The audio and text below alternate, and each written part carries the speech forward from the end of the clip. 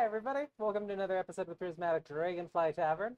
I feel like I've started the last couple of these with some disclaimer about the GM being tired or some mitigating circumstance kind of thing and asking for forgiveness for flubs, and I'm going to have to do the same thing tonight because I just got off a plane, landed here in Reno at like 5:41, brushed home, didn't get the shower that I wanted, brushed the studio, and now I'm here because for the past 5 days I have been in Vegas and I had the opportunity to go to Black Hat, which is a cybersecurity professional conference, and even better, I got to go to DEF CON 31, and it was amazing, and I had a great time. And if you want to talk, I could spend the whole episode talking about what I did there and cybersecurity and all kinds of badge life stuff. But we're here for D&D, so it's good to see you all again. I saw a lot of activity in the Twitch chat before we even went live. We had a coffee accident. I spilled a ton of coffee over the DM table. Thankfully, it didn't take out any equipment tonight, so hopefully the tech is still functioning. And hopefully we're going to jump into picking up from our story shortly from last week. I don't think we have any major announcements. We are here in our new studio space in Reno, so we're still getting the tech right, still kind of adjusting the decor and everything else like that, but we're super happy and excited to be here in the new studio space, and we'll have a lot of new stuff. Well, we have a lot of things in the wings with Mythical Family for some time, and hopefully we have some new projects to share with you soon, but we're working on lots of different things. And while you're here, make sure to follow us on all of our socials. Make sure you stop by Discord and say hi to us and hang out and exchange memes and see the cool character art and all the neat stuff. Be apprised of future projects and check out some of the wonderful partners that we work with. Mythic Geekdom was actually being hosted on our channel right before we went live. They're local. We just put on the Munchausen game that we did with them this year at RageCon last night. Was that last night or the night before? Friday? On Friday night. So that's on our YouTube channel and probably in our Twitch replays. Just in YouTube. Go check out the Munchausen panel with some of the members of Mythic Geekdom and Frosty from our other partner, Andromeda Adventures, who you should also check out. They stream Indara the Second Age on Thursday nights at 6:30 p.m. PST. So check them out as well. In the meantime, I keep looking for something to drink, and I don't have anything because I spilled it.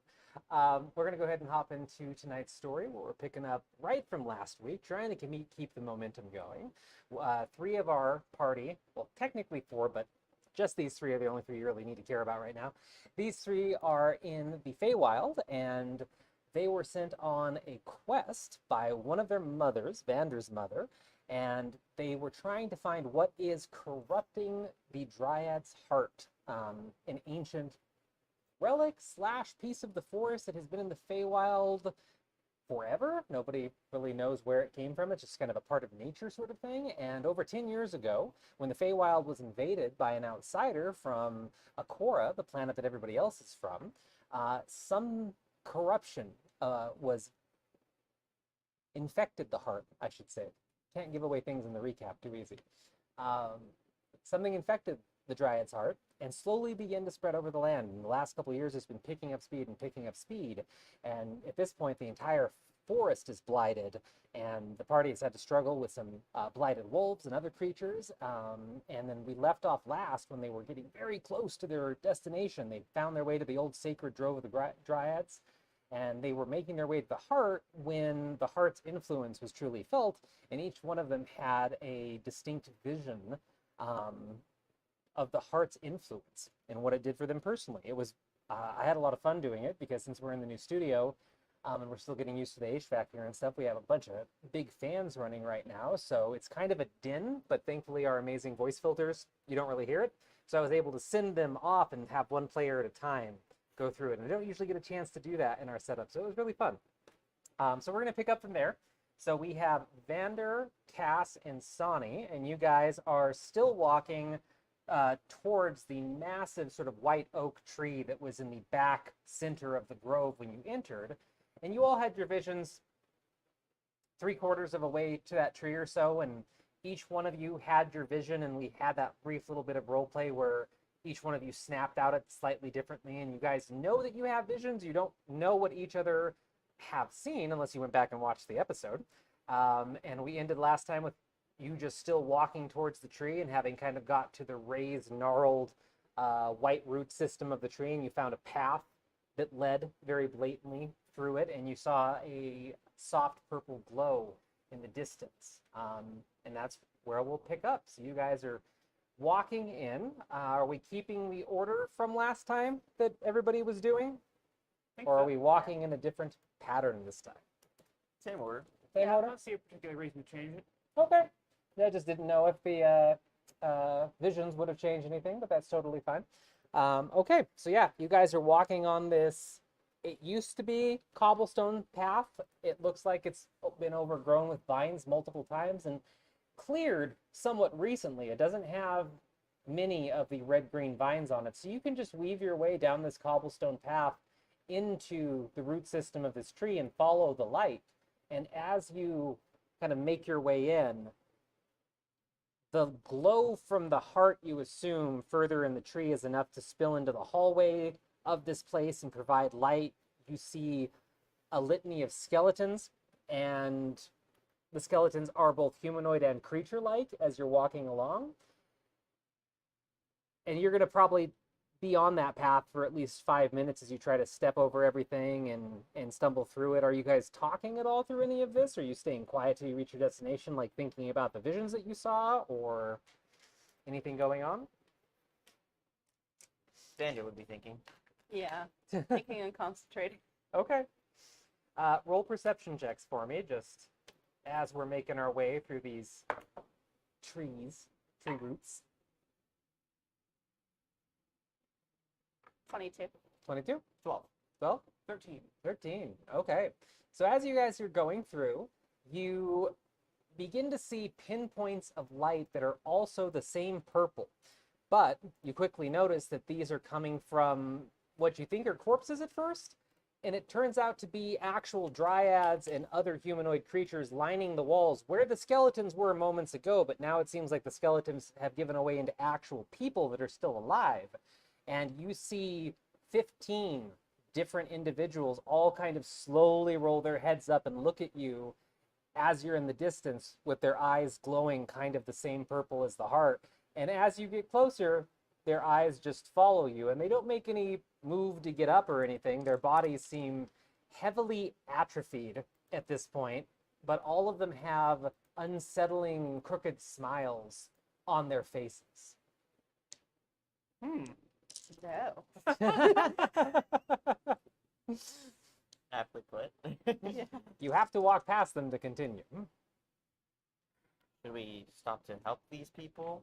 Or I feel like they may be beyond help.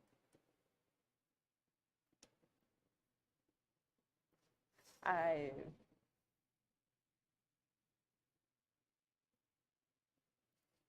Got something in mind? Yeah, I'm going to do another divine sense. Like, obviously, this place is very hallowed. But, anything else funky going on here?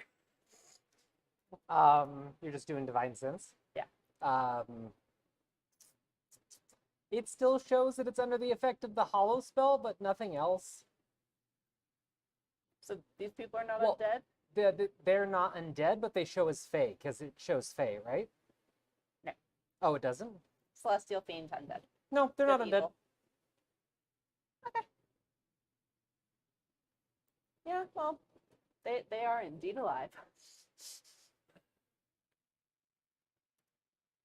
when I look at them, what do I see with the actual sight? You see a multicolored display of auras like you would expect with a diverse group of individuals, but there's kind of a sickness to the auras where you see purple tendrils weave and crack through the auras, pulsing and moving, kind of matching the beating of a heart. So they still have their auras, and they're still very distinct, and they're all very colorful, and it doesn't seem like anything's changed them, but there does seem to be something wrapped around or invading their aura. Okay. I think these are connected to the heart. You think it is made the gestalt with them? Say that again? A gestalt, like it is part of all of them. Maybe something like that. I feel like my first thought is that if we fix the heart, they'll be fixed too. Ideally. What do you think? That could definitely be logical. Yes. Should we continue? Yes. Okay, so you guys are walking past him? Ansani will bow and apologize for intruding first. Okay. You you notice a couple of them focus on you when you do that, but you know, the movement is very slow, almost painful just in the way that they kind of jerk their body. As they even just make the movement of their head. Their limbs don't move in the slightest. A lot of them are just kind of limp and crossed, and they're all watching, but nobody seems to be in a rush to get up. So you slowly walk past the eerie scene with all of their eyes following, and eventually, one by one, you pass, and as you fade into the distance, if you happen to look back over your shoulder, you see their eyes go back to the ground, or perhaps towards the entrance that you came in. And moments later, you start climbing into the tree, going through kind of like a circular cut path into what you assume is the giant trunk. And within another few minutes, the glow becomes overwhelming as it spills out of a doorway ahead that is arched with intricate runes carved over it in some ancient Fey language that none of you recognize currently.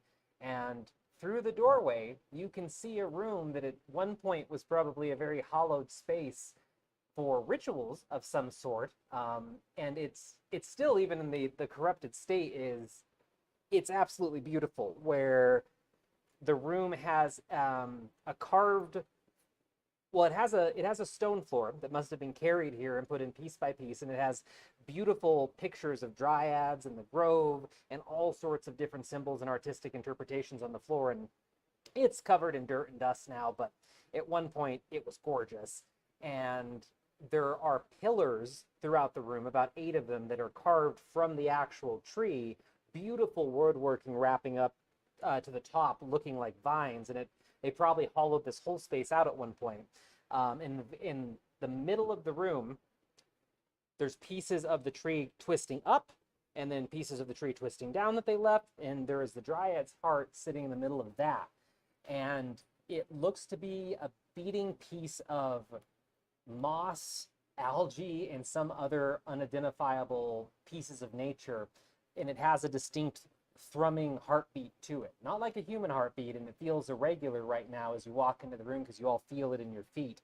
It is dark purple with bits of black in it, and most noticeably, there's a giant shard of something sticking out from the front of it with these golden sort of astral magic chains on this piece holding it, and you can tell this is a spell. Like, it's obvious as soon as you'll all walk in the room, each one of you can see the weave in some way. And so you have this beating heart, you have this like silver shard going into it, and you have these gold chains holding the shard in the place, and the chains go to the floor and the ceiling. And as far as you can tell, there's nobody in the room, no skeletons, nothing like that. It's dead quiet except the thrumming of the heart. Cass, specifically, will know something here. Just for background information too, Sonny and Vander, roll a perception check, so I can factor in if you might have some inkling of this. 5. 10. Okay. So Cass, thank you, sir. Yay! It's cold and it has caffeine and bubbles, so I'm happy. When you walk into the room, Cass, the main thing that you notice immediately, above everything else, all the other details sort of fade away, is that the silver shard jammed into the Dryad's heart is a piece of something very near and dear to your heart that should be in treetop. Interesting. I'm gonna Discord message you just to make sure I, the player, understand. It's a piece of the asteroid, yes. Okay, that's what I was Yes. thought we could keep it like. It's a piece of the xiphoid, yes. All right, thank you.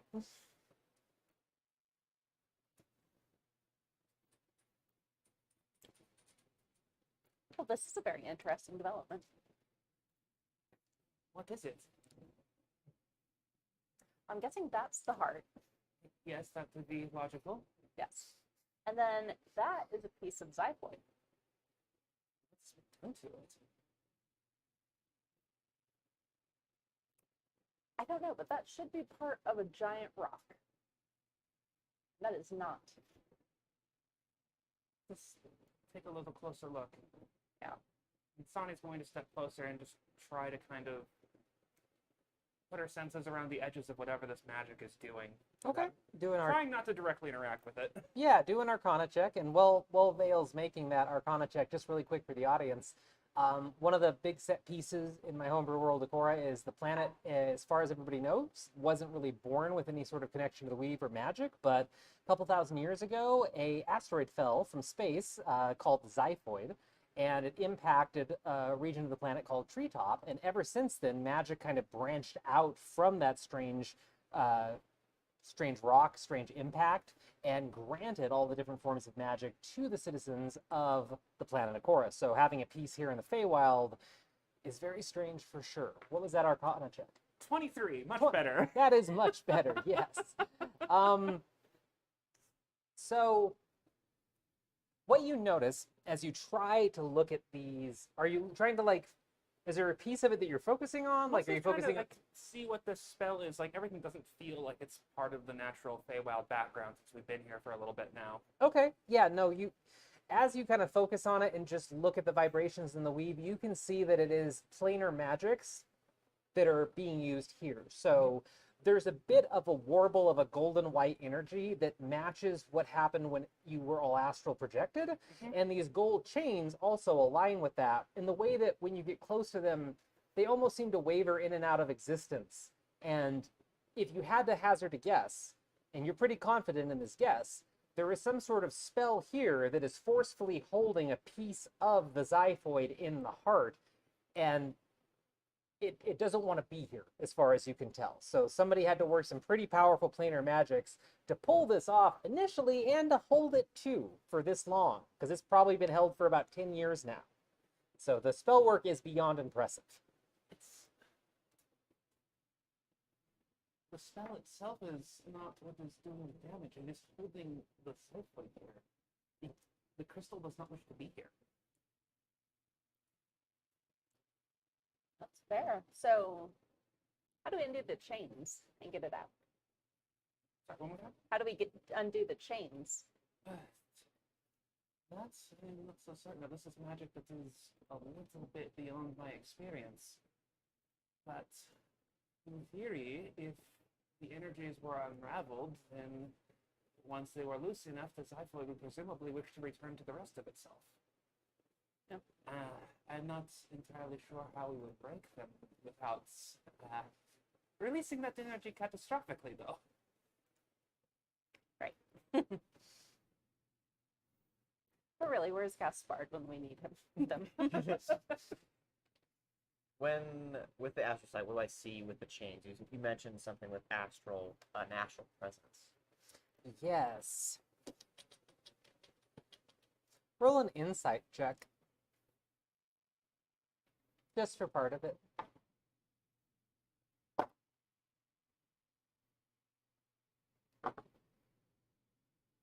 Oh, that's just a...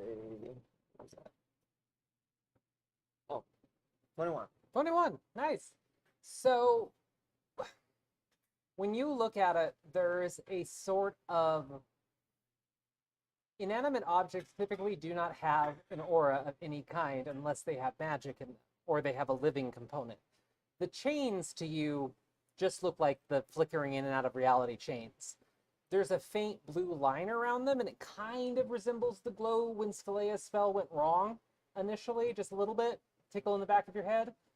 But the piece of the Xiphoid, because Vander probably never saw the Xiphoid even living in Treetop because it's protected and it's not really something most people ever see.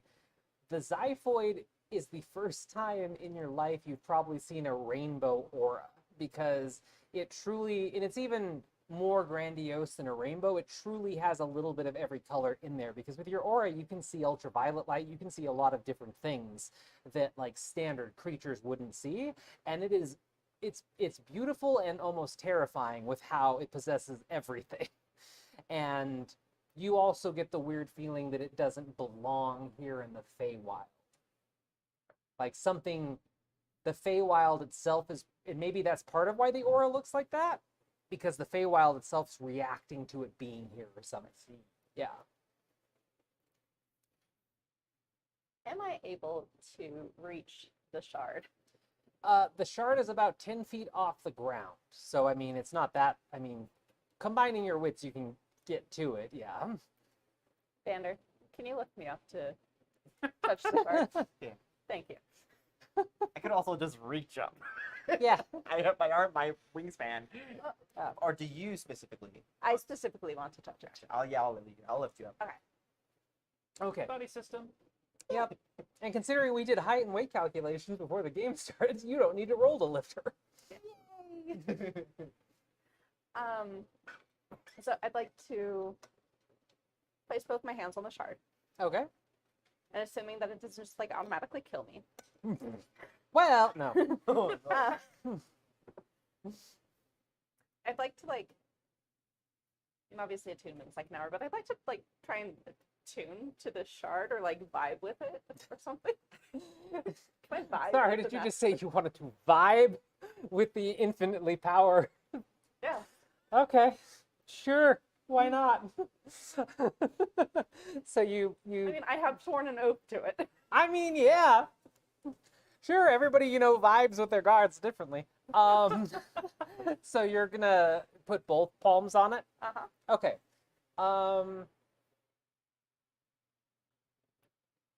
What is it that you're trying to accomplish with this? Because like your hands get close to it and you feel like this weird sort of static energy potential as you get close to it, and it's almost like you have to push through a thick magnetic field or something. But you eventually go thunk and you touch it, and it's just cool, and it feels like metal instead of stone. But you touch it. What's the goal that you have in mind of like what you're thinking or vibing with? I want to see like almost if there's like I don't know, sentience to it, or like try and see like how is the asteroid feeling? Besides the fact that it doesn't want to be here, like is there some sign of like why this is not working together? Why would it like to, I don't know, shoot out of the heart if it was being held in chains? Okay.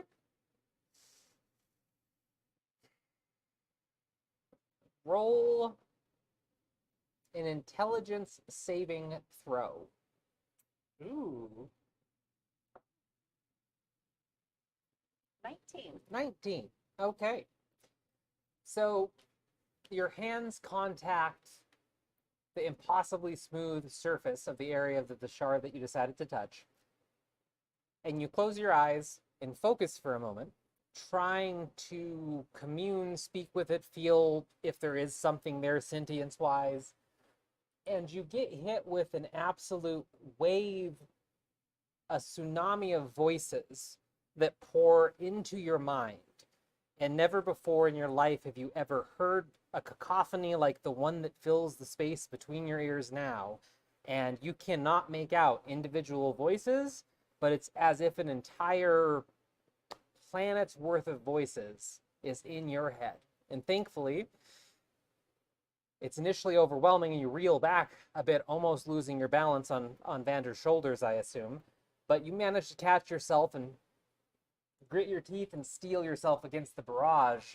And it kind of fades away a little bit, the intensity of it, but you know those voices are there and you hold it.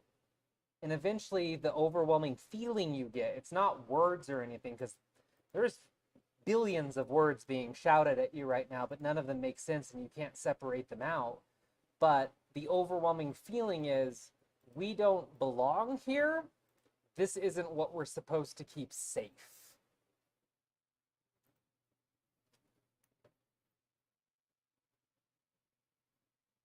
Oh, right.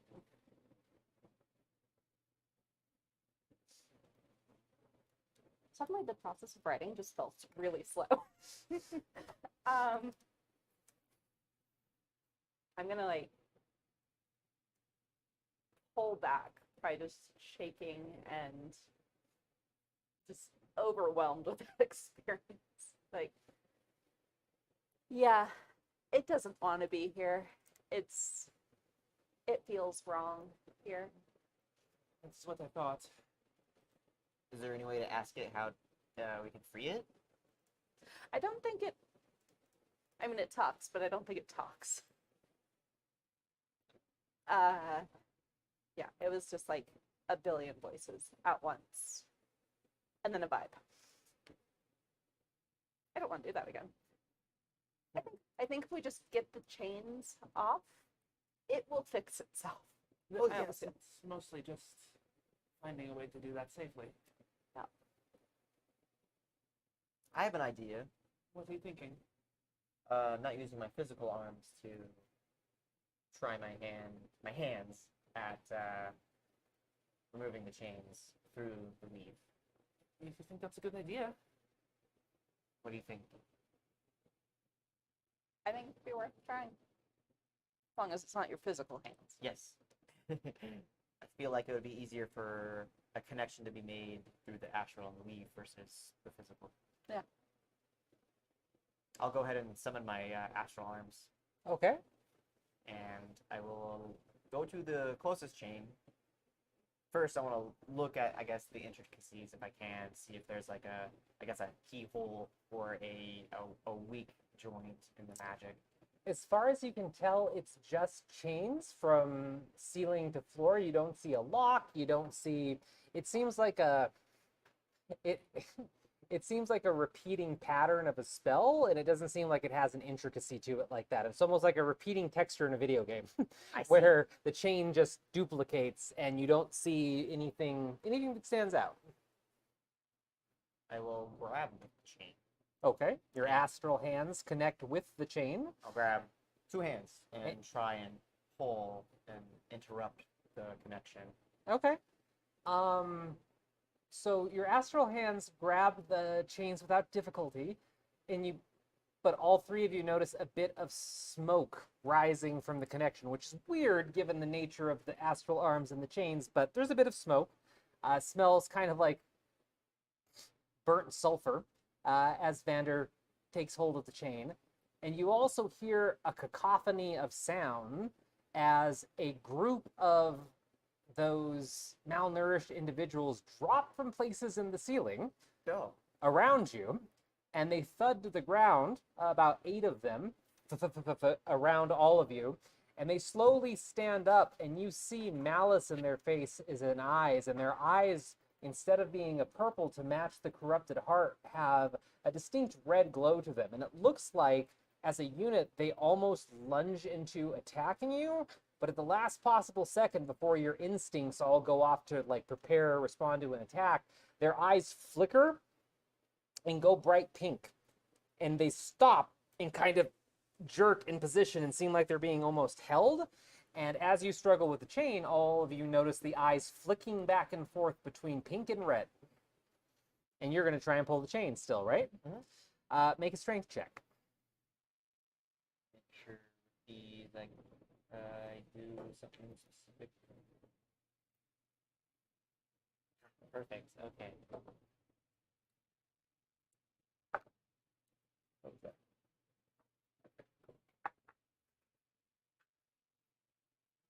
Is this like a save? No, just a check. Oh, just a check. Yeah. Okay. Let me go. Bonus and roll. 21. 21? Perfect. So yeah, you struggle for a moment, but then realize that the astral arms were a really great idea and that you don't know if your physical hands could have done it. But you struggle and eventually manage to snap the chain, one of the chains, and the piece of the xiphoid twists and like digs into the heart from a different direction, and it's shaking violently in the air, and it's still held by the other chain. So you can try the same thing? Yes. Okay, another strength check.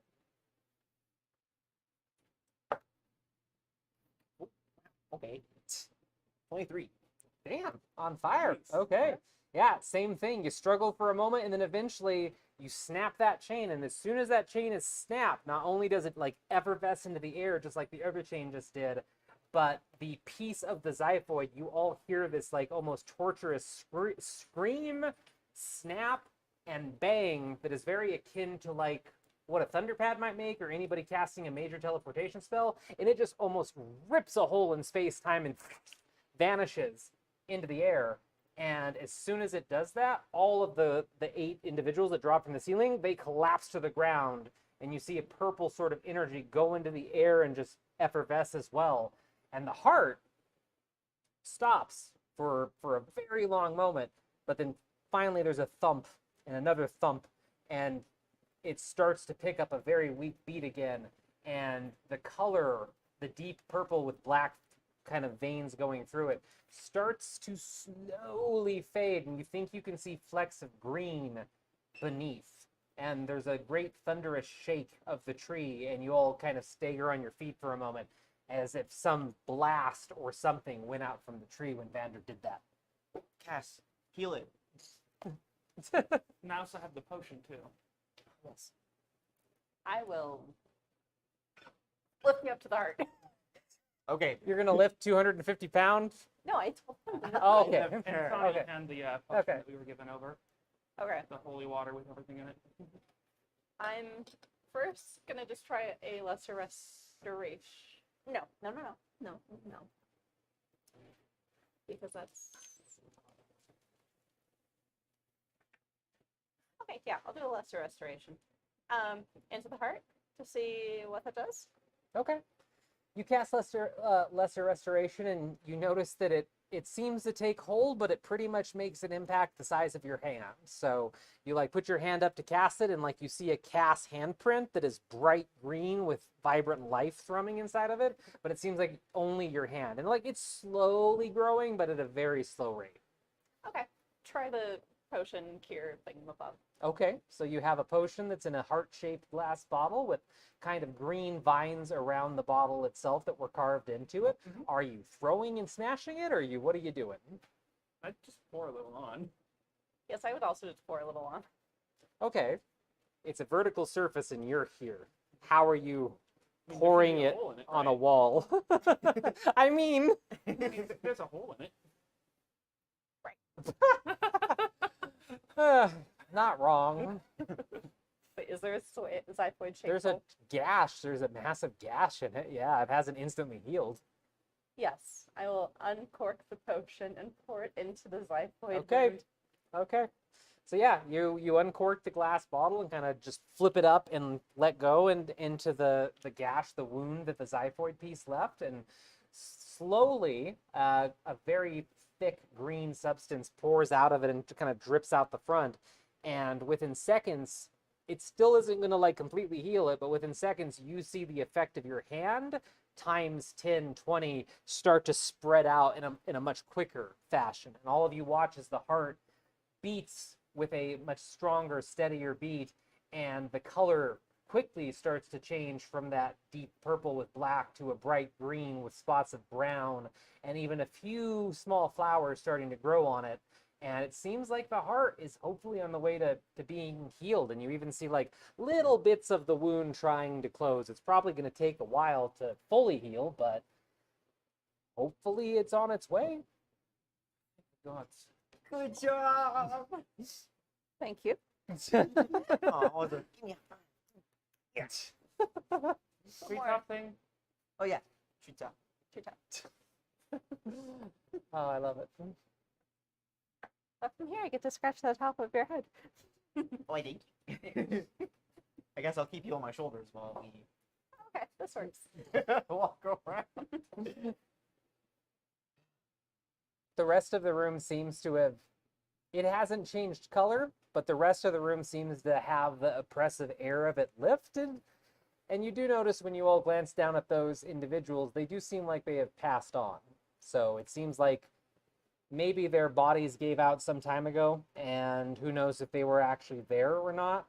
But whatever was still causing them to move has faded, and it looks like all of them have passed if you check on any of the bodies. But at least there is a kind of faint smile on all of their features, and it seems like whatever happened to them was peaceful in the end, at least. Shall we head back? Yeah, it's just let's take our time just in case we don't know for sure if anyone will come to see what we have done, you know? Yeah. Maybe we could hang around in the grove a little bit just to make sure no one comes sprinting to stop it. Yes, let's just make sure that we're not leaving the way open while things are so sensitive, you know? Yeah. I agree. Slowly head towards where we came. Okay.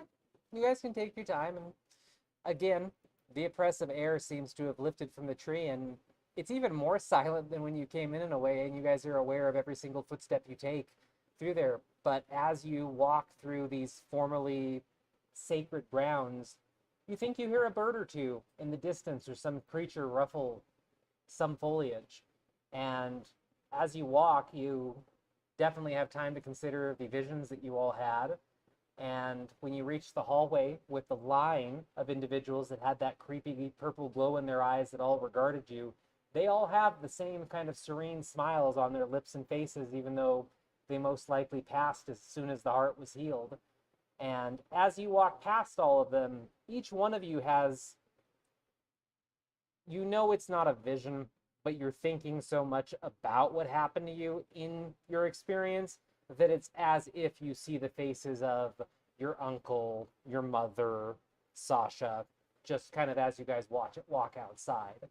And eventually, you find your way back to the entrance into the sacred Grove of the Dryads, the tree of the Grove of the Dryads, and you guys walk out into the massive clearing, and the blight is still there. The roots and vines all over the place are still there. Death and decay is still there, but they're not green, black, and red anymore. Everything looks like it's dead. Everything's kind of ashen gray. Life hasn't returned, but it's not being oppressed anymore. And it is just eerily quiet as you all walk out of the gnarled root system of this giant tree, and you have silence and peace as you walk out, and you don't see or hear anything other than possibly maybe some wildlife in the distance. As we're walking through that hallway with all the people, I'm gonna like druid craft mushrooms to help them pass on. Okay.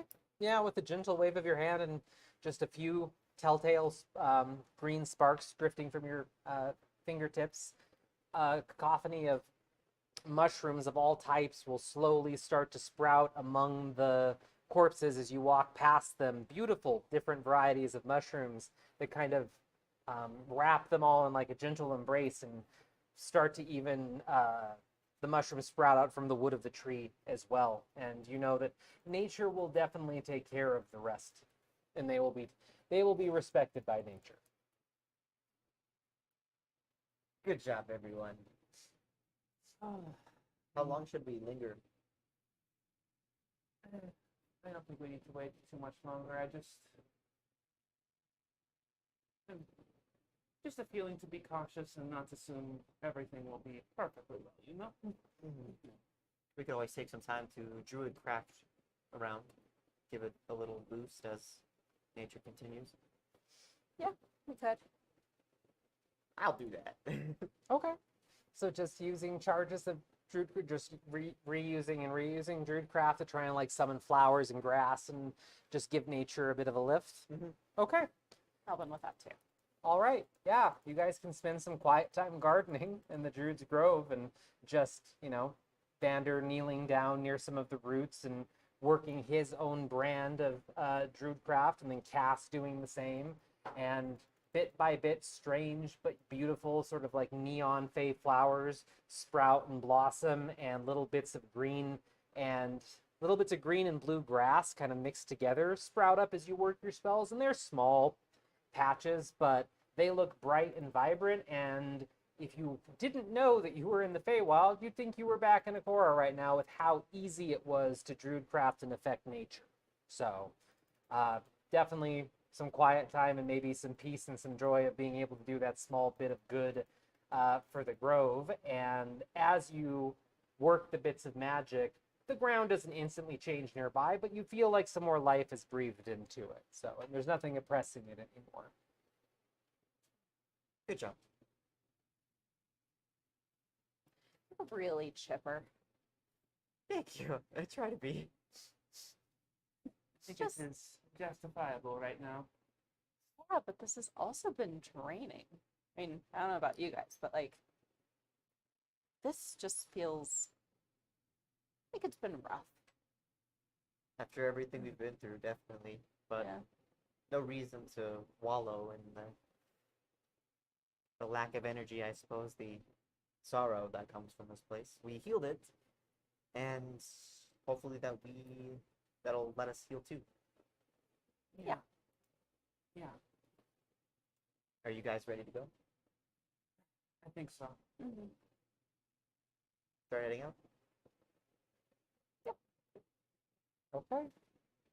Well, it's a quiet trek back, but you can spend a little bit tracing your steps out of the grove. There's only one entrance and exit, and there's nothing else in here, and most buildings have been claimed by nature long ago, so it's easy to take your time and stroll out at a leisurely pace and just kind of bask in that relief and emptiness, good emptiness, of there not being any evil here anymore, any corrupting factors. And when you get out to the woods, the blight's still there in the way that there's puddles of decaying goo and the vines everywhere. It's not like they magically retracted and vanished, but the vines are ashen. The goo is not bubbling, and it is just kind of like black tar on the ground. And it's going to take a while for nature to clean that up, but it doesn't feel like it's actively malevolent anymore. So, at one point, one of you is probably going to test it and step on a vine intentionally or accidentally, probably intentionally. And if you do, it crumbles under your foot and turns to ash. And you hear those distant sounds that could be wildlife, but you don't see any yet. But you still hear it every so often. So it's going to be a quiet trek back with your footsteps almost kind of echoing in the trees as you trace your way back. But it doesn't feel like anything's opposing you as you go back, and you have a very intricate map that 3 different people, including the dryad that led you here, left notes on, so it's not going to be a challenge. So That's you're good. probably going to take 2 hours total to get back to at least the edge of the forest where the dryad camp was. Anything particular you're doing through that time? Or you're just walking in silence and thinking, or Vander would be thinking. okay? And if you're just thinking, that's fine. Just checking in, because if you want to walk for 2 hours in silence, you can. But you've been through some stuff, so I'd pull up next to Sonia at some point. Just be like, so how are you doing? Glad that went well. How about you? Also glad that went well. But I know you have some stuff going on. You know, Matilda and all that. And if the Grove decided to play mind tricks with you like it played mind tricks with me, I'm sure it could have come up with some awful things. So, like, are you doing okay?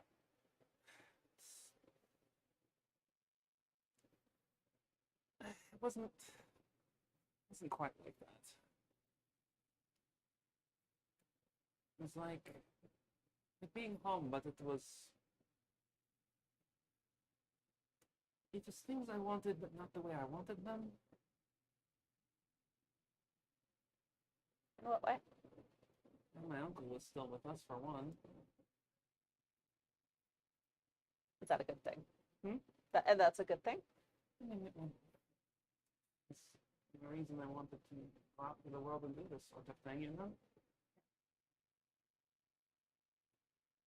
It's just strange to see him, but hear his voice and say exactly the opposite of what he would say to me, you know? Yeah. What about you? It wasn't pleasant. It was tempting to stay. But knowing that it was all wrong, that wasn't nice. Hopefully this. I suppose we'll have a chance to find out once we get back. Mm-hmm. Mom and there is sending store if we need to. Yeah. Though I am intensely curious how part of the xiphoid ended up here. Because that's under heavy protection. That was strange to see something held here that so badly wished not to be anywhere else. Yeah. Do you think it returns without causing any problems? I think it returned. Did it cause problems? Hard to say. I'm not familiar with the xiphoid or how anything around that works with your people. I mean, it's a pretty solid mass. Mhm. And just like perfect in every way. So where did a shard come from? How do you even remove a piece of it? I don't know. And I'm actually intensely worried about some, old friends there. Perhaps we'll have to check in on them soon, yes? Yeah. And we are up against someone intensely powerful if they make this happen. As I think you already knew. I'm quite familiar, yes. Yeah.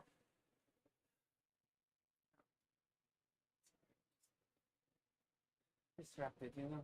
Yeah. I'm just gonna put my arm around Sonny and kind of hold you close for a little bit as we walk on.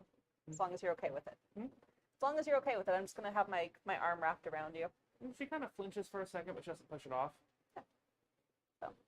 Just like, okay, we're doing that. Okay. So walk like that for a few minutes and then I'll let you go. Okay. Not like 1.5 hours of you just She'll kind of return the side hug after like 10 seconds. Okay. I mean, you heard that whole thing too, because the forest is so quiet. But We know Just we're so you trying to know. be discreet. yeah, He probably won't interject with anything. I didn't think he would, but just so you know.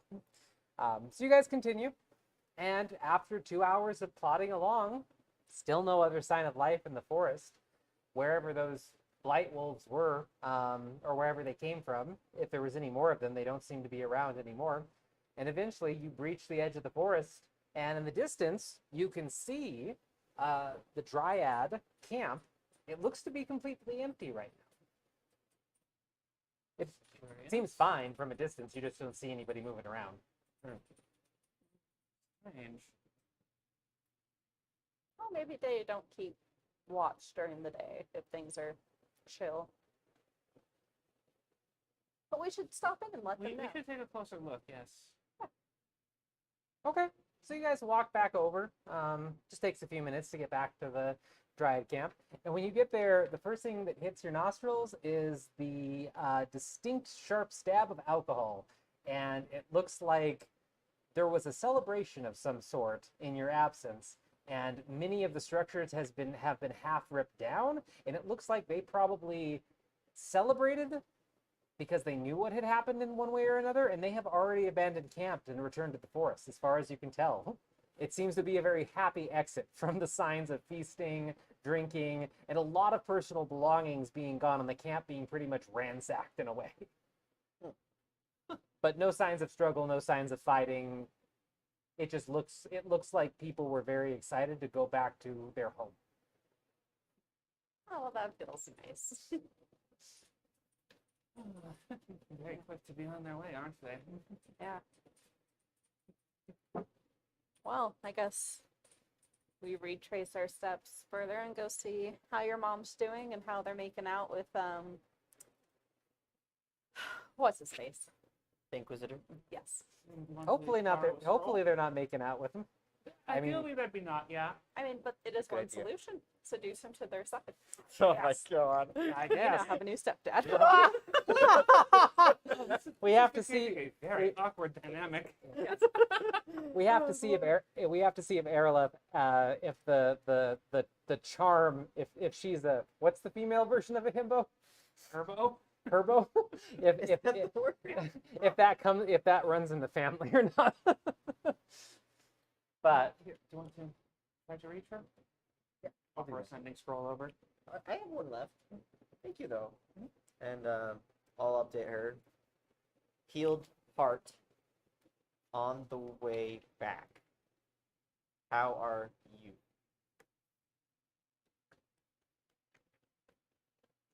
Roll a perception check.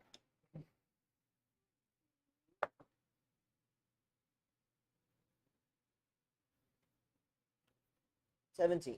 17.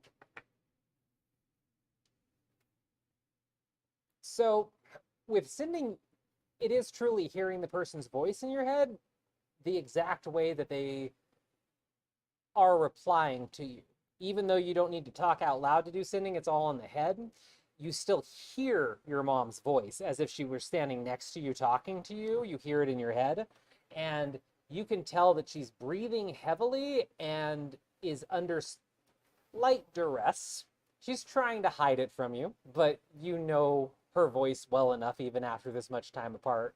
And you figure she's probably fighting as she's trying to talk to you. And she joyfully responds at first, "That's amazing. Want to talk more? Busy fighting for our lives. Oh. Get back soon, love you." She's, never mind. Get back soon. They're in danger. We have to go. Ooh, we will hustle. Go. Yeah, you guys are gonna hustle, but you know it's gonna be a long trek back, probably half a day, just like last time. So, we don't need to do a ton of rolls this time because you're retracing your steps. But give me, we'll start fresh with Ray. Give me a percentile dice. I love these. I do too. 28. 28. All right.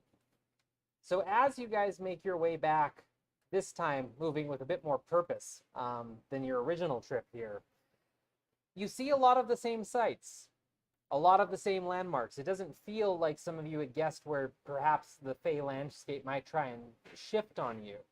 The only thing that you notice through the many-hour journey, out of the ordinary, or that sticks out to you, is around where that abandoned cart was. It doesn't seem like it's there anymore. There's a lot of blood left on the ground where it was, but it seems like it's been removed or cleaned up by someone or something. So that is something you notice as you're hustling. As you're continuing on, you do see the sign for the strange spring again, where it has that crooked sign that says, "Magical spring, come to have your worries washed away," off to the side. I assume you're going past it. Okay. Unfortunately. Okay.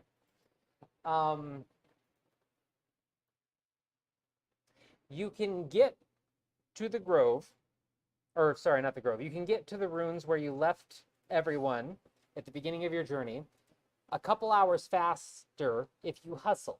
It's easier to hustle in the Feywild because you don't really feel hunger or exhaustion the same way. But if you push yourself that hard, you're still going to probably have a consequence to it. Like when you go back to your bodies, you might actually have a level of exhaustion or something like that, because you're pushing and abusing yourself pretty hard to get back, even astrally projected, and it's going to have a toll. So do you want to push yourself that hard on purpose? Vanderwood. I guess we're running then. Yeah. Okay, well, we'll deal with that when that comes up, but you push yourself rate that you did initially when you set out. Valley where the runes were, you scorch marks. There's little bits of fire that are left over that seem to be drifting smoke up into the sky, but there is a sort of eldritch battlefield left over from this fight where you see pieces of the landscape distorted and warped out by the ability that Matilda has demonstrated before, and it seems like her family possesses, or at least her brother possesses. And it's like spears were trying to be pulled out of the ground and were left half formed, and like one of the walls of the rune has like 3 or 4 of them like blown in from the outside, so the cobblestones distort into a sharp point.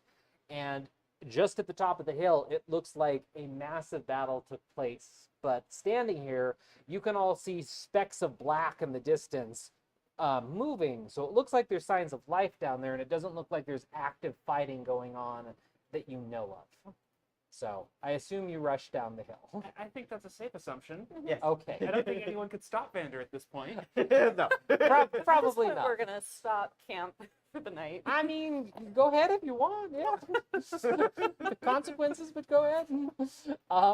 So I assume that you're probably running at the head of the pack at this point. Okay. All three of you make perception checks as you run down the hill. My dice are being nice today. 12. 19. 19. 12, 6, 12, 19. One off. Yeah. You were one off. Yeah. Oh, there you One off.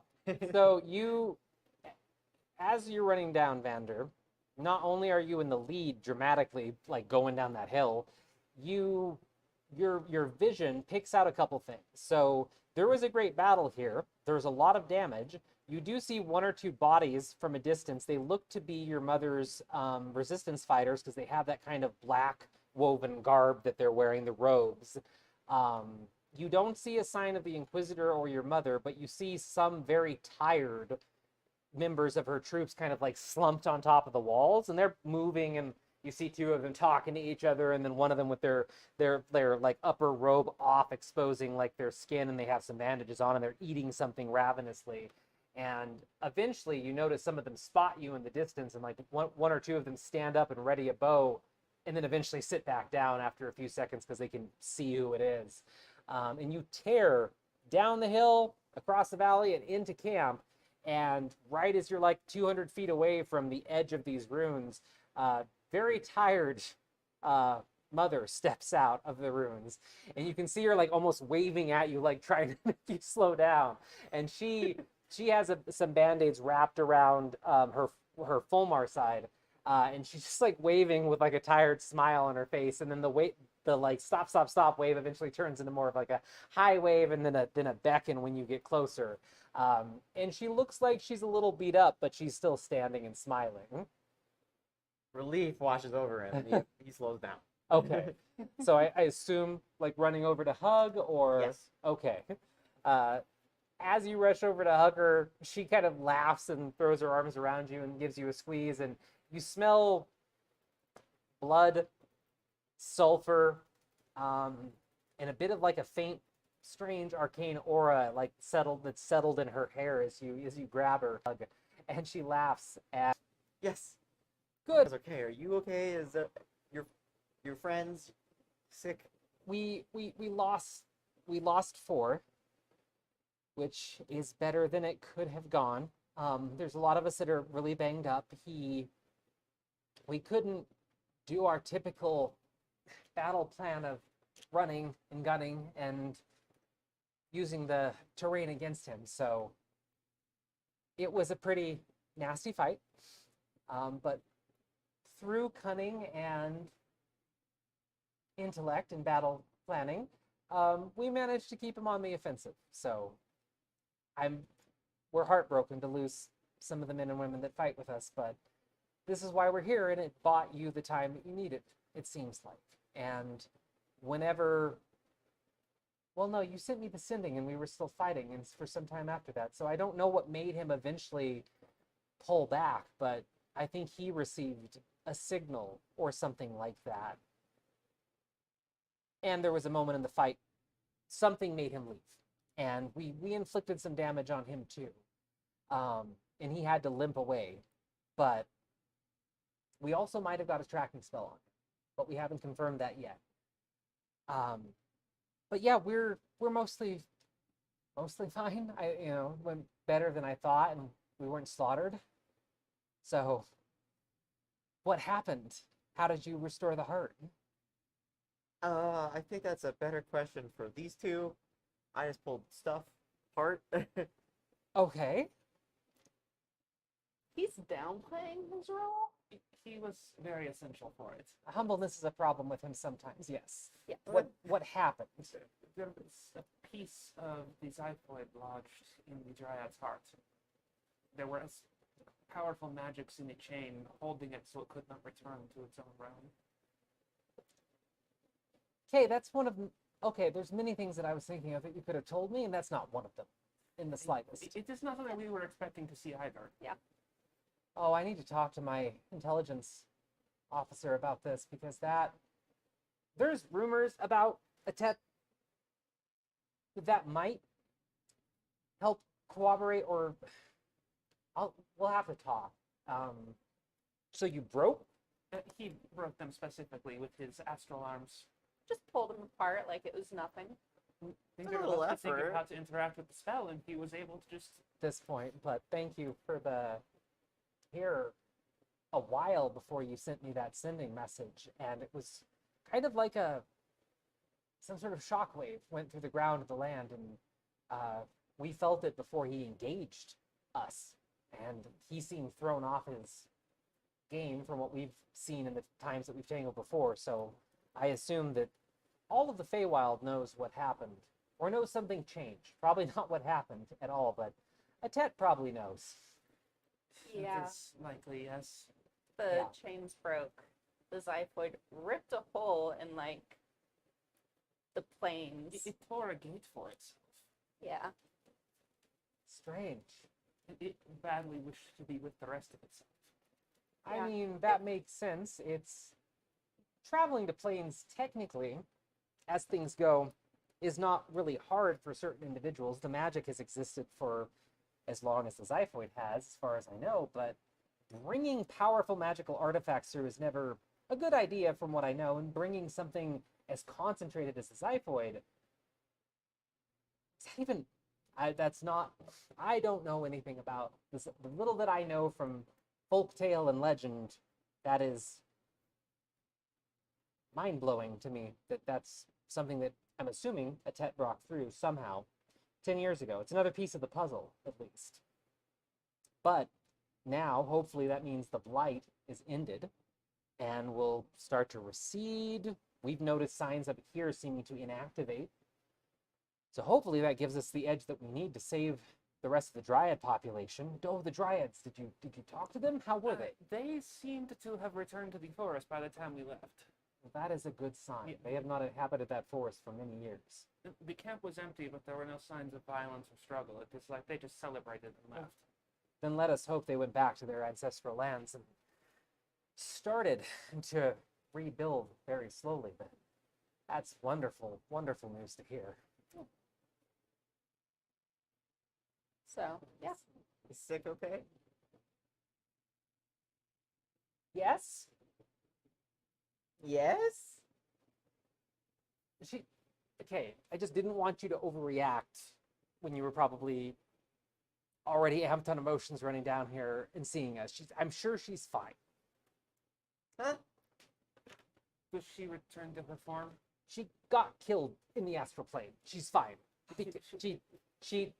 She went into battle with us, and she was key in distracting Ravino. And she wasn't using magic, like I heard you all talk about. So she took her armor off and was just in plain clothes and was quite the little acrobat for a part of it, but eventually she did take a spear through the chest and died. Okay. But she vanished back to the actual home plane, so I'm sure she's fine. I just didn't want to lead with your girlfriend died. She's likely waiting now. Yeah. We would have been gone if she was truly dead. I know, but just didn't want to add an extra shock onto possibly a really tough day to begin with. So, and there is a chance she could actually die and you'd still be here because of the astral, but that's probably not what happened. So I'm sure she's fine because you're still here. So, I have a very important question. yes.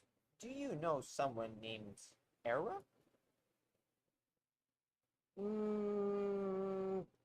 I mean, if I've met them in my travels, the name didn't stick with me. I don't think so. Why? The pink lady. Oh. Wait, what? Her name is Akorah. Akorah? That's right. Yeah, Okay. yeah, you got it. Want to make sure. Yeah. How do you know this? The vision in the heart. I met her. Oh, so your vision decided to be helpful. No, not really. I guess sort of. She was very adamant that we all stayed in our visions. She was dressed up as you. Someone was impersonating me. Yes. All right. She was doing it. I'm sorry, and what's her name again? Era. Hera. What did you see with me? What was she doing? So, for me at least, when we were approaching the heart, we found a lot of people from varying stages of decay and death. My assumption is that they were also caught in this sort of vision that promised them eternal peace All right. in their own mind. And for me, the eternal peace that she concocted was you. Back at home with my family, our family. But it wasn't right. And it was obvious, at least for me. Yes. And A home we never had, sort of thing. yeah. All right. Like I had my arms, which I never You weren't born with arms. exactly never really cared about having real arms. He gave me arms that function just fine. So she didn't know you truly. Yeah. Hmm. I think But do she enough to pull at something. yeah. I think she manages to scrape on the surface of these illusions. And I managed to talk to her, and she showed me her true self through you, and I guess I sort of won her over. When you say won her over, could you explain that a bit more? Yes. She wants to meet. I beg your pardon. Yeah. I beg her pardon. She wants to meet in hell and high water? Well, she told you that she would send you a sending to possibly meet, but she mentioned Hell and High Water. Oh. So Hell and High Water wasn't a location, but just a name. Ah, okay. Yeah. I think my uncle. Go back. No, it's fine. It's fine. Just wanted to tell you because you would know that. You're Thank fine. you.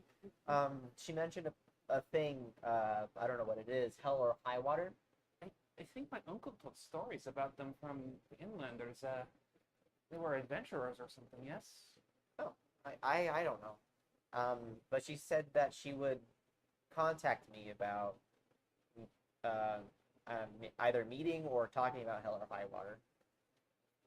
And who, out of touch mother in the Feywild for a long time, who is Pink Lady? It's a long story. She was.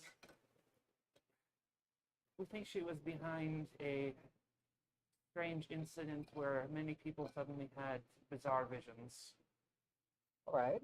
I mean, some of this corroborates what we've noticed with the blight is that once people are infected with it, they do seem to enter a passive or a compliant, blissed out state, very akin to certain drugs.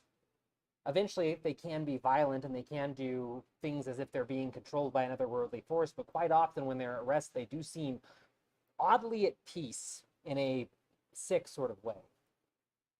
And that seems to kind of match what Vander saw. Yes. When Cass and I first met, it was at a festival for, like, remembering old heroes, that sort of thing. Yeah. Everyone at this festival was overcome with visions after having some of the food and drink there. They were not quite the same. Many of them were terrified and decided they did not want to try to be heroes any longer. We saw something different, and we were kind of trying to work towards investigating that when we came across your estate. That has too many similarities to the blight to be ignored then. No, and we kind of... It smells like it. When we were... What smells? Pull out the bottle. The substance that whatever it was that everyone was made to ingest to have those visions, it smells very similar to the blight in its raw form in the forest. And you notice that in the bottle, like, it's ashen color, but it's still in there, and your mom, like, leans over, so that smell of the blight, all right, but you smell that... It's, like, too sweet and it's rotting. Yeah, Yeah. but you smell that in Akorah. Yes. Okay. We smelled it twice. You I thought it what? once. There were 2 times, and once was the time that Cass and I were made to have visions, and the other was when we were in a city called Windsor, and there were people, like, at their academies there that it didn't seem like anything important at the time, but the scent was there. That is Interesting web of coincidences. But this Even- woman that is entirely pink was involved in both. That's not a Tet, though, because a Tet is not described as a pink woman. No, From the it- glimpses that I have seen, she is She is very different, yes. she is very different. She could be human, perhaps some kind of a mixed Goliath, but not pink in any. Yeah, she may have been human at one point. I'm not sure what she is now. Huh. This other pink woman, Akorah, you called her? Era. Akorah. I believe she's very misguided. I think her heart is in the right place with her, I guess, motive. She, with the blister delight you mentioned, with the heroes not wanting to be heroes anymore after the visions. It She- seems like that was her goal. Yes, she doesn't think the world deserves heroes, and that the world is Curious. too far gone. And I think she is misguided in that, and that's part of why she's aligned herself with the tent. And I think we should try and win her over and bring her to the realization that the world deserves heroes, and that if she doesn't think that the world deserves heroes, I think she should be a part of the change. I see what you mean. That is. I certainly would not have thought to do that. It's quite the thinking on your part. Thanks. I feel like everyone is deserving of redemption in some form when they've shown, I think, something deeper inside that just yearns to be free. She was very wronged in her past from the little that she's shown me. And I think she deserves a chance at redemption and to heal. So, I think you might be right. yeah, Thank you. I'd be willing to talk to her. That makes me wonder about a few things. The what? I don't know. I don't know if you noticed this when we were working with the heart. You remember when everything fell from the ceiling? Yeah. They were very, very hostile to us at first. They thought they were going to try to kill us, and then their eyes changed color. You might have been too busy to notice. I don't think I saw. No, their eyes turned pink. Do you think it would be her magic? I mean, initially I was kind of thinking something else, but that would make sense if you would convince her. I don't know. Maybe it's something to look into. When we leave the astral plane, I could try a sending spell. Is this true? Got a few sendings to send. Yeah. You contact her, you're going to reach out to Matilda, I'm assuming, but, you know. Is it safe to contact Matilda, you think? It's honest to me, it looks kind of guilty. I'd like to insight check that. Vander wholeheartedly trusts her, so he's not going to.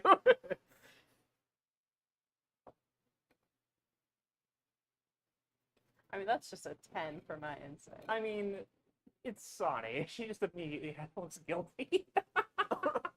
Sonny, Yes. did you already contact Matilda? I tried to. When? And everyone was resting at the ruins before we set out. After Sick woke up. Did she reply? No. Think I would have kept it to myself if she had said something? That's true. But I'm glad you didn't explode. Mm. Mm-hmm. Very glad you didn't explode Perhaps you should. while Sick was, like, unable to assist. It's past, but it's in the past. Yeah. I would have preferred if you told us, but I would have No, supported it. I know I said to wait. I just couldn't wait anymore. Sometimes it's hard to, especially when you have the magic that enables it. You shouldn't feel too guilty about it. I don't think so either. Just be more mindful of yourself first. I said I wouldn't. Sorry. Don't apologize. You have nothing to be sorry for. It comes from a place of caring. Mhm. I think what you did is valiant. Just if it happens, well, I mean, now that we know it's safe, it's whatever. Maybe. She Ma. wanted to respond. She could have by now. Well, remember, the Feywild does work strange wonders and horrible things on magic, so perhaps the Cindy did not reach her. I felt the connection. Maybe, but And she might not know it's safe to either. You could try again when we're out. That is a good idea. As if you've established that there was no backfire this time, maybe try it in the real world again. yeah. I guess so. Just like every night, be like, hey, what's up? Hey, what's up? No, I don't. Yes, son? Oh, is there anything else you need from us before we go? Beyond more time with you, no. I can't thank you all enough, and I can't thank you enough for finding me after all this time, but I need a couple months, at least, to try and help fix what we can from the Blight and see if we can truly take a stand or reclaim more of what everyone here has lost from Atet. But now that I know that you are well, a heavy weight's been lifted from my heart, and I feel like I'll actually be able to contact you more often.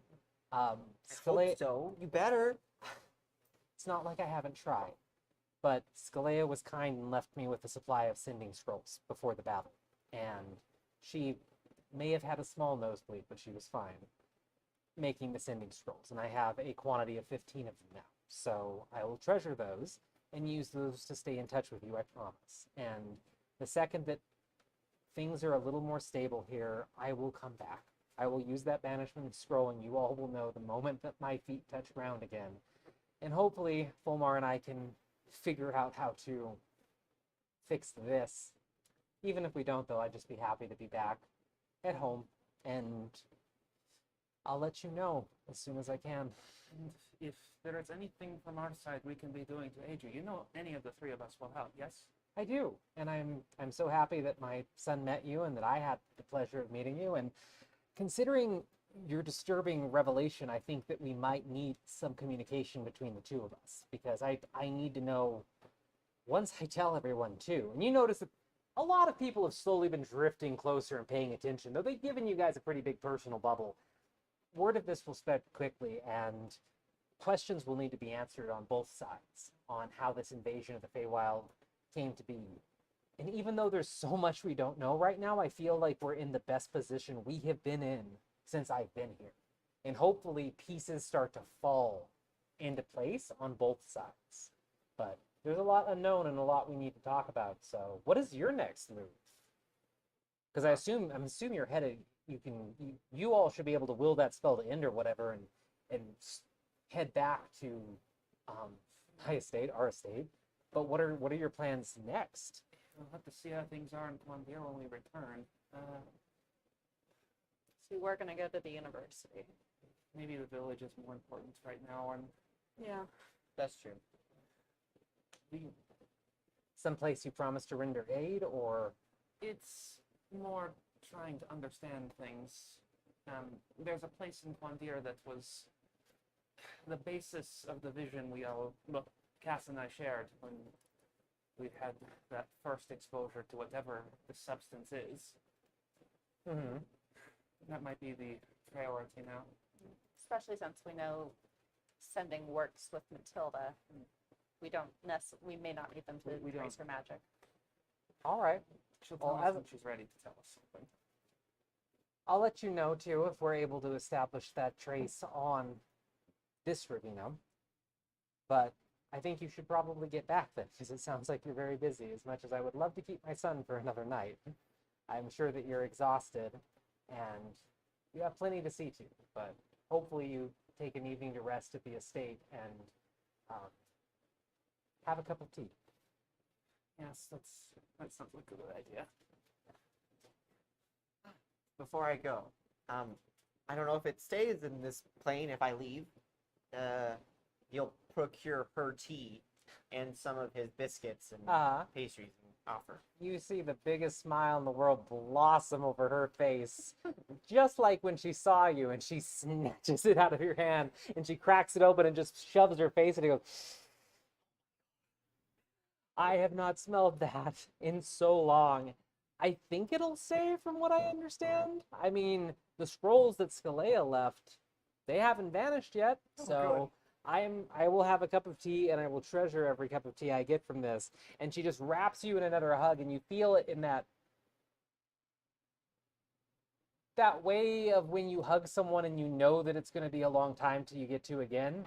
And her hand, like, one hand grabs fabric, the other grabs a bit of fur just based on where they land, and like her fingers twist into your fur and twist into the fabric, and it's that heartbreaking kind of hug where like you just don't want it to end because you know there's going to be another one, but it's going to be a while, sort of thing. So she really painfully holds on to you for a good 30 seconds or so, and eventually when she pulls away, you're used to Aerolef showing she's a very emotional person, but she still does try to keep a brave face, especially around you and, you know, others that she cares about. And when she pulls away, it's obvious there's dampness on the front of your tunic from where her eyes were tearing up. But she smiles at you the way only a parent can, with that bit of pride in the expression. And she just looks up at you and like reaches over and squeezes your hand and then looks to both of you with the same level of like maternal pride. Well, I hope you have a safe trip back. Don't be strangers, and thank Skalea again for the scrolls and all the help that she provided. You can apologize at some point for the bitch act, but it's just a mom thing. So I'm sure she understands. I'm sure as a mother herself, she gets it. I had to give her a little attitude. So, but it was all good intentioned. I hope you know. I love you, Mom. I love you too. Stay safe. Stay in touch. How do we disconnect the astral stuff? You literally, in this case, since you don't have the spellcaster with it, you just will it. So it's a very intentional, like you have to stop, focus, and will the spell to end. Just like if any of you had a spell you cast and you drop concentration on it, like you have control over it, but like there's many safety checks in your head. It's not something that can happen accidentally. So each one of you would close your eyes one after another and just focus. And slowly you would feel yourself almost stepping backwards into a comforting mist of fog. And it's much gentler than the transition to the astral plane, to the Feywild. And it's almost like you're free falling, very gently, supported back, and you watch everything, or you, even though your eyes are closed, you see like white clouds and white vapor kind of take over, and you're falling, and you feel yourself slowly settle back into your body. And there's two things that you notice. And the two things that you notice are, one, God, you feel tired. You feel cramped. Your legs are sore. Your butts are sore. You have been in these poses for some time now. And that white smoke that you like witnessed, like kind of in your field of vision, as you struggle to open your eyes just because they have not been open for some time, it actually seems like there's smoke there. And you inhale and there actually seems to be burning. And you realize that as your bodies feel like they've been cramped and in this position for a while, but you're not sitting anymore. You seem to be being carried by something. And your stomachs are on somebody's shoulder, and you lurch back into reality, and you see smoke and some bits of flame twist into your vision, and you believe you see Fulmar underneath you, carrying you, and you can see each other as you're running, being carried out of the house, running, as something is going on. Vander, you come back in your actual, like, seated pose that you kind of remember being in before transitioning into the astral plane, and as your eyes open, the same, you see smoke and bits of fire, and you can't really focus, and you see something charging at you. Oh, jeez. And suddenly you are hit full force hard into your a solar plexus, and you get the air knocked out of you, and just like that, and you're lifted up off the ground onto someone's. You get hit, go up on someone's shoulder, but then get transitioned for some reason into like a carry, and you're being carried out of the house. And whoever it is hit you hard and kept moving. And right before we cut to break, you burst out through the front of the house right behind Fulmar, and as your vision's adjusting, Fulmar is carrying the two of them, one over each shoulder, down like the big set of stone stairs. There's smoke pouring out of the inside of the house, and you lock eyes with the person carrying you, and it's sick. And she's in full armor. She's in full armor. Looks very. She has like a glow to her, like some kind of an offensive spell or something. Bits of blood on her face. Doesn't look like it's from her nose, but bits of blood on her. And she's just lifting your 250-pound ass and carrying it outside. And she like reaches the top of the stairs, and without even like, she doesn't have time to focus on you. Like she drops one arm and then like spins you out so you like land on your feet next to her.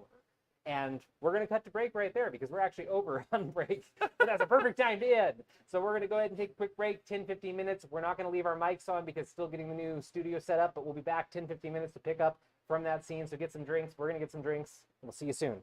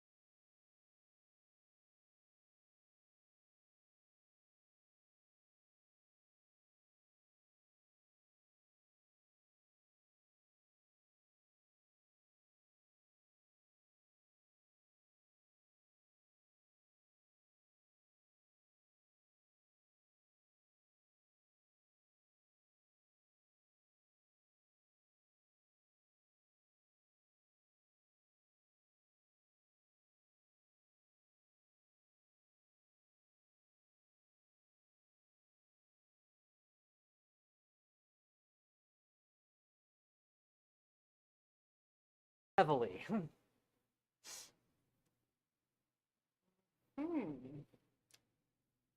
You.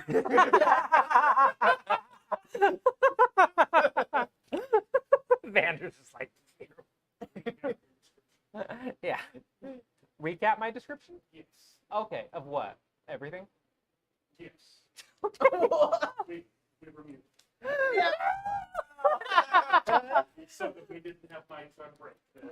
Oh. It's not smart enough to know. Oh. I just described my heart out. Okay. So, take two, because apparently our mics were dead, but that happens sometimes, and it's nobody's fault, because streaming is hard, and we have lots of cool equipment and stuff. So, hi everybody, welcome back to Prismatic Dragonfly Tavern after our break. Thank you so much for sticking around. Thank you for telling us that there's no sound. We really appreciate it, because we had no idea, and we were tearing on forward. So, in the future, hopefully we'll have mics set up so you can hear us again on break and chat with questions and all that kind of good stuff, and we will. Thank you for sticking around, especially through the silence. But we left off at the beginning of break with a pretty intense scene. So our party was just coming back from the Feywild. Maybe it'll be better this time because I've done this once already.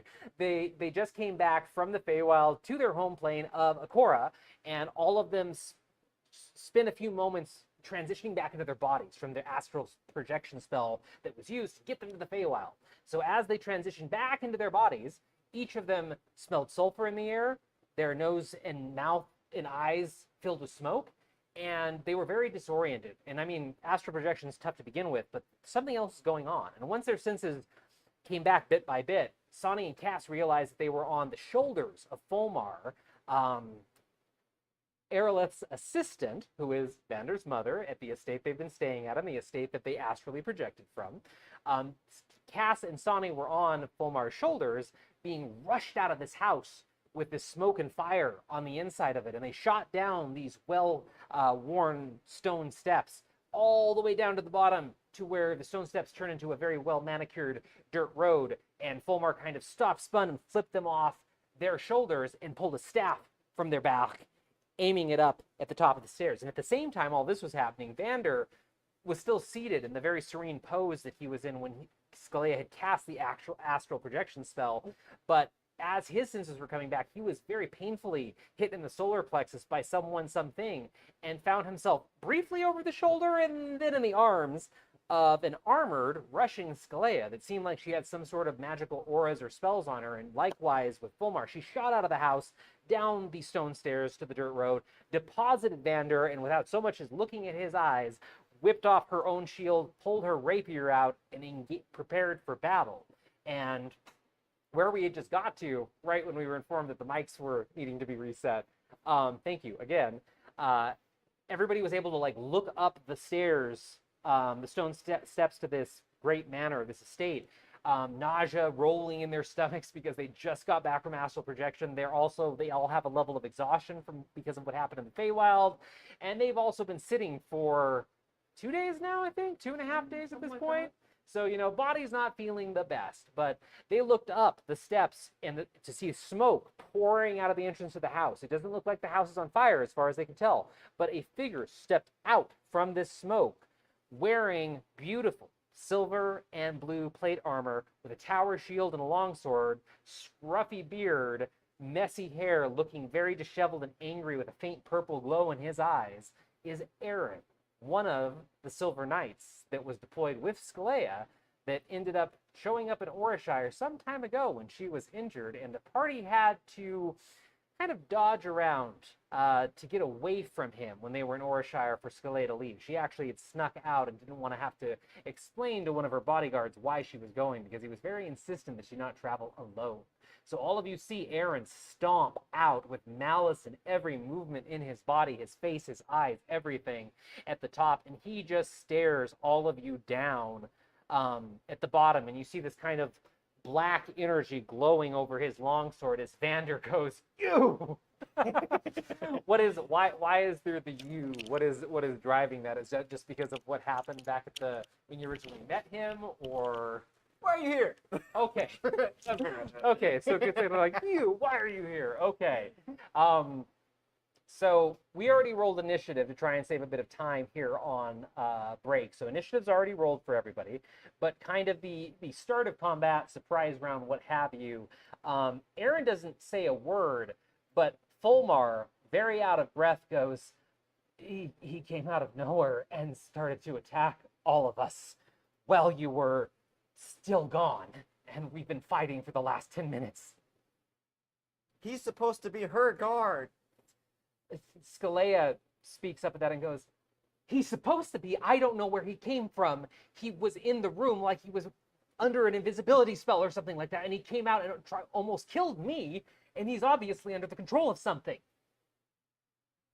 Oh my god, was he the fourth person in the astral projection? Oh my gosh, We was can he? figure this out later. Yep. Initiative takes over. All right. So, at the top of the order is Cass with a 19. So, Pulling out my battle axe, and I'm charging up the stairs to go hand-to-hand combat with him. okay, well, we have a beautiful battle map, or at least somewhat of a battle map this time. Maybe not the most beautiful, but we have a battle map. So, you have more than enough speed to cover the distance. Are you going just right in front of him, pretty much? Maybe like ever so slight, like diagonal. Diagonal? Like, So, someone wants to like. like there? Yeah. Okay. Leave room open for Eldritch Blast or whatever might be coming.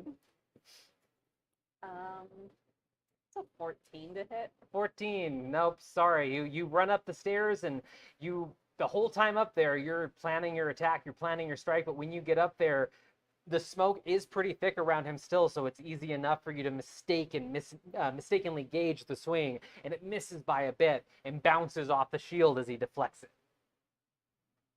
I'm just gonna use my bonus action to be like, dude, the jealous boyfriend look is not attractive. Cease. Roll a persuasion check. Oh. Persuasion's really good. Oh, that would be a 22. 22? Okay. You see his eyes narrow at you, and the dark purple glow is obviously the same glow that seemed to engulf the Dryad's heart. It's easy enough to make that connection, but he doesn't seem to react otherwise. All right, that was Cass with a 19. Next is Skalea with a 14. Sick is going to go ahead and she's going to cast Bless, and I don't know if 5, 10, 15, 20, 5, 10, 15, 20, 25, 30, you're out of range of it. But everybody else at the bottom of the stairs is going to get Bless, and standard version of Bless, whenever you make an attack roll or saving throw before spell ends, you can roll a d4. So you all have a d4 that you can use. So she casts Bless as her action, and she is also going to run up the stairs after that.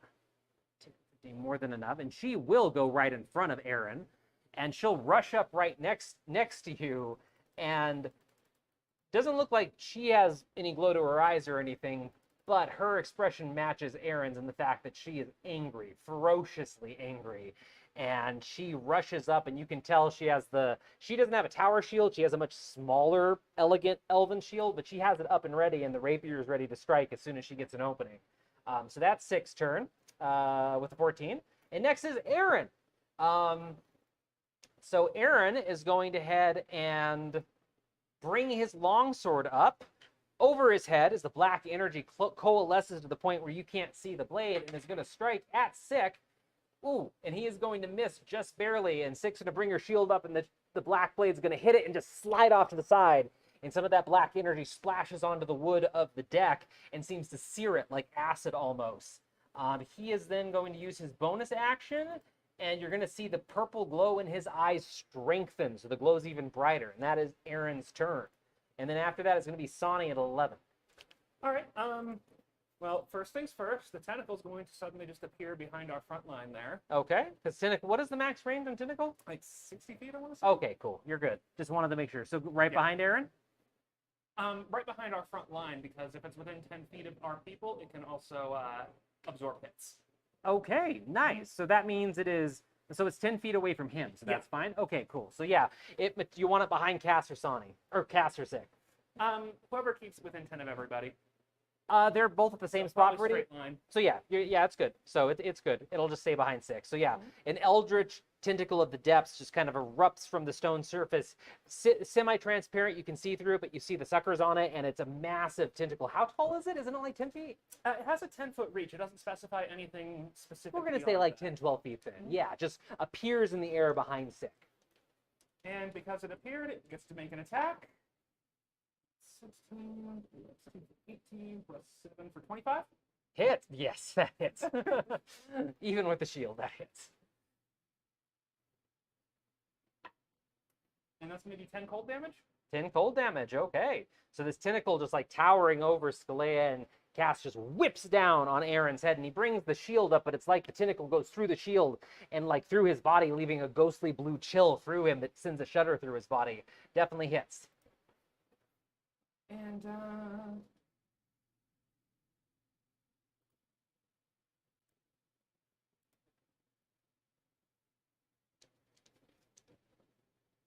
I'm also going to keep it simple, and for this turn, we'll Eldritch Blast. Okay, do it. So that'll be 2 attacks. One's a 23. Okay, hits. The second is 21. 21. Hit. It's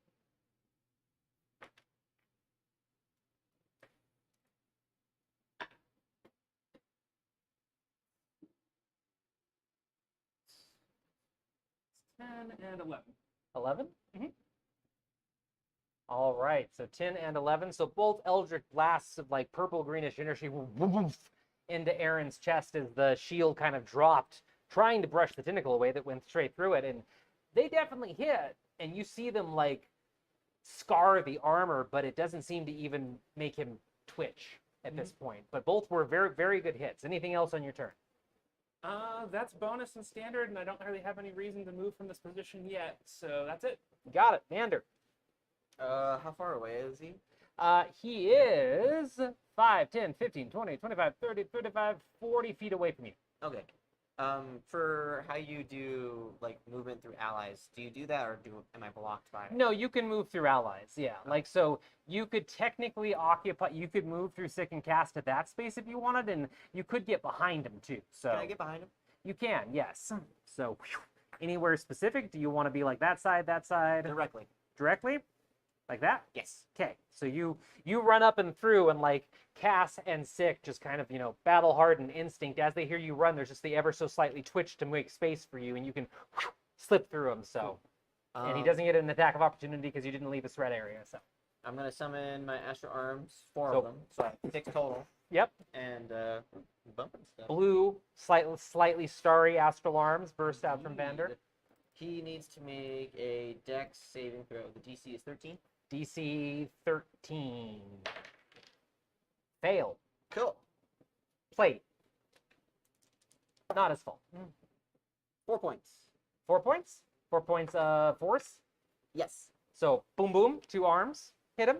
It's just the summoning, the Just the shock summoning. wave. So Yes. the like kind of the blue warbly heat wave that bursts out then. So okay, takes 4 damage from that. And then I'm going to attempt to grapple him. Okay, go for it. Opposed strength check. So or wait. And you're doing a check, so with exhaustion, that's disadvantage now, I think. Is it? Yeah, disadvantage. Level 1 exhaustion is disadvantage on ability checks, but so you have the free hands to do it. It's a strength athletics check, so yeah, you get disadvantage to it. All right. Just regular then. Yeah. Oh, nice. That is.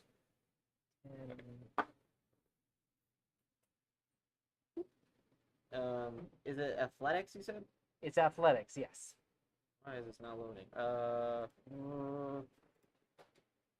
know I had a +4, so Well, you also have a bless you can roll too, which is a D4. I will do that just to make sure. Okay, that's good. 22. 22. With the bless. Oh Jesus! Yeah, you get him by a little bit. He is very strong though, so it's good that you added that bless. So yeah, are you grappling with porcelain arms? Your beautiful porcelain All arms? these. Or all of them? So all 6? So okay, yeah. So both the white porcelain arms wrap around like one shoulder and the waist, and then the other astral arms, like one grabs some of his hair and one grabs his belt, and you just have these 6 hands that all converge to grab Aaron. So you succeed in the grapple.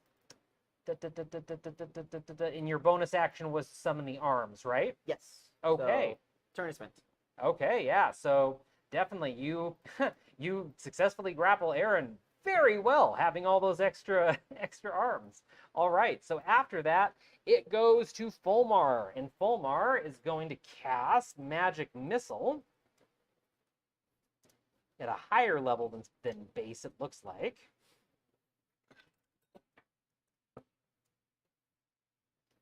So from the staff, you all watch 3 orange, or wait, 1, 2, wait, nope. It will be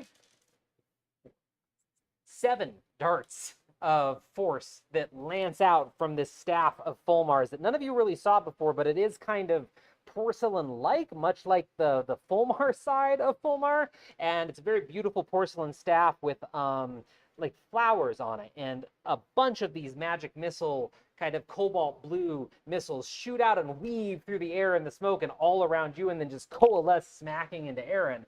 And each one of them causes like a twitch that Vander feels while holding him. Still feels like he's doing fine though, as all of those slam into it. And with that, we're back at the top of the order with Cass. All right. Making sure not to hit an astral or porcelain arm, I'm gonna take another battle axe swing. That'll be 21. 21 hits. So that'll be 14 points of whatever damage, slashing. Just flat. It's not magical, right? It's not yet. Okay, so 14 slashing. Gotcha. And then I will use Divine Smite to add some extra Oomph. damage. Yes. Where are those? Where did it go? Okay. So I'll use a second level spell slot for this.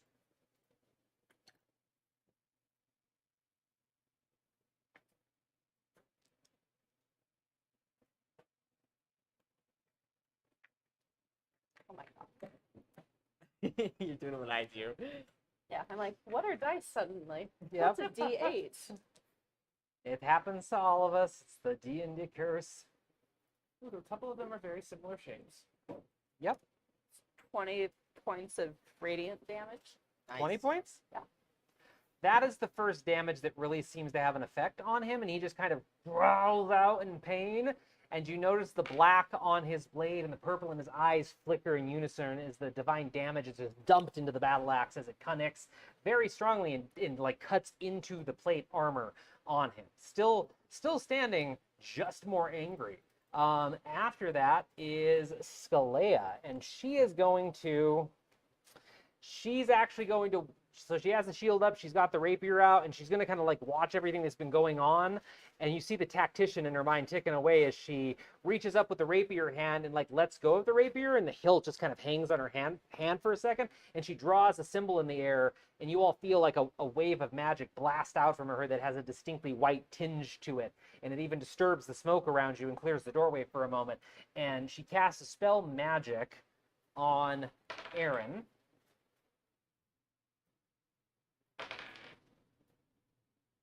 The purple in his eyes and the black on his blade flicker, but other than that, you're not aware of what the spell did, or if it did anything. But that was her action, and she doesn't have a bonus, so that was Skalea's turn.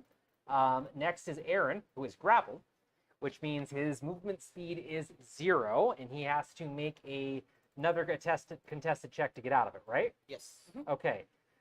He is not going to try and get out of it yet, but he's going to look at Skalea with those malice purple-filled eyes, and he's going to cast Command. And he is just going to look at her and say, drop.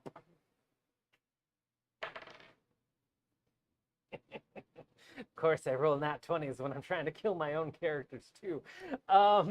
So you all watch Leia's head unnaturally and uncomfortably snap up, and she drops the rapier, which clatters to the ground and tumbles a few stones down, and drops her shield, which does the same, and she drops to her knees with a painful crunch thud, and she like looks up at Aaron as her neck is almost extended for an execution blow, and she's just looking at him as he looks down at her, and he can't really do anything for a bonus action on this turn, so it's Dasani. All right. Well, immediately, as soon as Sick drops down, the tentacle just swings over her now lowered head. Yeah. Shoo.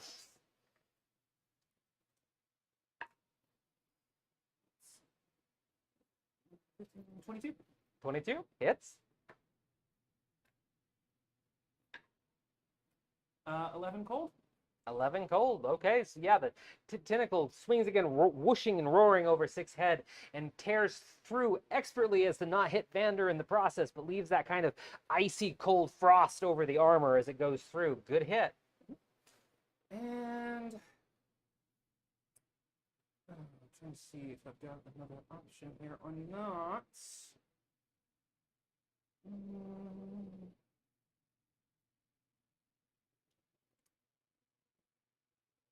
Something about this just feels very, very wrong, and I think rather than continuing to immediately lay on more direct hits, she's going to go for a hold. Okay. Which, that's going to be a 15 wisdom save. 15 wisdom save. I literally just rolled a nat 20 and then a 1, which I do not watch me pick this up. Like, I don't know the odds of that, but I know that's fucking low odds. But I rolled a 20 for him to command Sick and then a 1 on that saving throw. So that was hold person? Yeah, that's a hold person. Okay, so give me the full effects of it just because it's been a bit for the audience. Choose a humanoid you can see within range. The target must succeed on a wisdom saving throw or be paralyzed for the duration. At the end of each of its turns, the target can make another wisdom saving throw. On a success, the spell ends. Okay. So I think it's just kind of Sani does one of her prayers and throws her hand forward, and everyone can just see like tinier versions of her big tentacle leaving her hand and wrapping around him. Yep. And you're aware of, like, you can see it, but like also once that spell fully takes hold, it's like rigor mortis. Like you can tell, like, if you let go, he would still be frozen, like painfully so. So you feel that happen in the grapple. And you see this too, like with the body seizing up and everything. It's very much like how Sick just went all zombie kind of thing. So that was a great success. Yeah, so Aaron is held and can make, it's going to be a wisdom saving throw at the end of his next turn? At the end of each turn, he can Okay. try it. End of his turn. Mhm. Okay. Okay. Awesome. All right. And that's all for you? Yeah, other than just, something's wrong with him. See, I'll hold him as long as I can. Okay. I've got a plan. And then it's Vander. I'm gonna immediately let him go. Okay. I'm gonna move around to Sick, grab her, Okay. teleport away. 30 feet. Okay. Are you physically like picking her up Yes. kind of thing? Okay. Make a dex save? Or sorry, dex check, not a save. Okay. But you do have disadvantage to it because ability checks. Okay. Thank goodness. 14. Okay, 14, good enough. You pick Sick up, and it's an incredibly awkward experience because due to the magics of command that made her drop, she is frozen in space almost. So when you pick her, like, how do you pick her up? Tell me. Say she's like, Because she's using on her her, back she's and on she's her, like she's this. on her knees, like literally sitting on her knees, legs under her, looking up at Aaron. by the Shoulder? sides, I guess. Sides? Okay, Yeah. so you pick her up, and she stays in the same pose. Like she's frozen in stone kind of thing. So you pick her up, and you carry her. So where you are, no, there you are. So you went around, you grabbed her, and you're going how many feet away? I teleport 30 feet away. Oh, so you Misty Step. Yes. Okay, 1, 2, My or- special thing, whatever it is. So yeah, you're back where you started. can't put you on top of each other, but you're occupying the same space. But yeah, you all see a sort of purplish with tinges of blue and gray and white smoke that you've seen before envelop Vander and Scalea, and they reappear at the bottom of the stairs a couple 10 feet away from Fulmar. So, anything else? Does me picking up Sick count as an action? That'd be a bonus action. Okay, yeah. Yeah. And then Misty Step, I assume, is in action. The Misty Step, like grabbing someone, Misty Stepping, is a bonus action. I'll say it's the same then, because it doesn't really matter if you pick her up in this case, since she's an immobile object. So that we'll say that you move, use your bonus action to Misty Step. Now you have an action if you want to do something. With the command, it's a concentration on his part, or is it something I can aid her? It already happened, so like by the time it gets to her turn, it's going to end, I believe. Okay. Yes. I was curious about that. Thank you. Yeah, it's just going to be, yeah, it's only one round, so when it gets back to 6, she'll snap out of it. Cool. And then I'm just gonna run back up. Okay, so you like put her down. And I'm like, okay, there. So she's still frozen, and you're just like, boop, and then just. Okay, you But still have all your. I'm gonna occupy the space in Girlfriend front of him. transport service. Okay. Say what? Girlfriend transport service. Apparently, just whoop, whoop, whoop, whoop. It's nice when like people are frozen in space and time. And then I'm just gonna wail into him. Okay, because yeah, you still have your action. Indeed. There we go. That misses for sure, but a 21. A 21. Okay. So yeah, well, wait, 21 misses? No, the other one I rolled. Oh, okay. That makes sense. Yes, the 21 hits. Roll damage.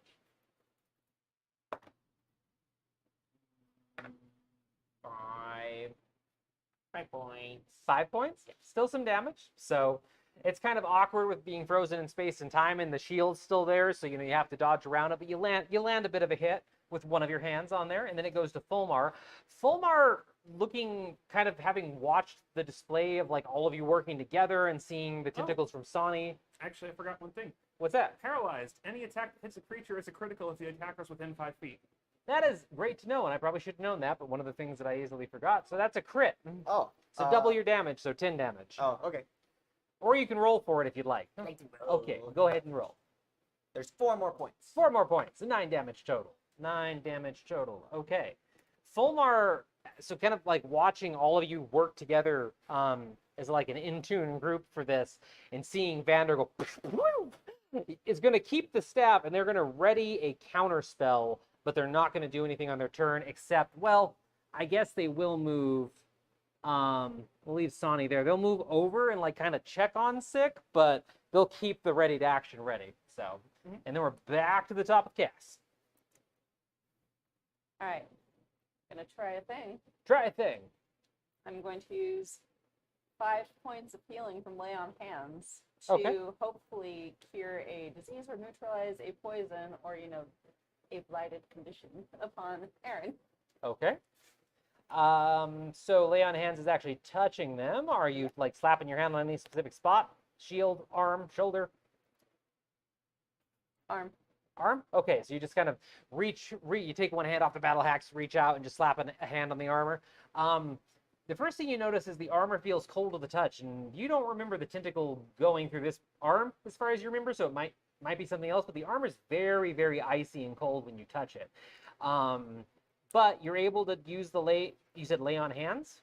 Yeah. And it's 5 points of healing magic. Does it have any other effects? It doesn't have like a restoration ability or a dispel or anything, right? Well, it's like as an action, you can touch a creature to restore any number of hit points remaining in the pool or 5 hit points to either cure a disease or neutralize poison affecting the creature. So checking if it's the blight poison. Yeah. Since this is a healing divine power, a Yeah. radiant power. Yeah. Okay, so you successfully cast Lay Hands, and you feel the energy push into Aaron, and you think you see a flicker in the purple of the eyes for a moment, but then despite the whole person spell, you hear an awful, bone-chilling, cracking sound as somehow the neck turns a bit to regard you, as the purple eyes do, and you just see the faint shake of the head no. Cool. I'm now going to use my bonus action to cast Compelled Duel. Okay, what's compelled to duel? Duel do. Duel do. Okay. So he has to Compels make, him to duel you.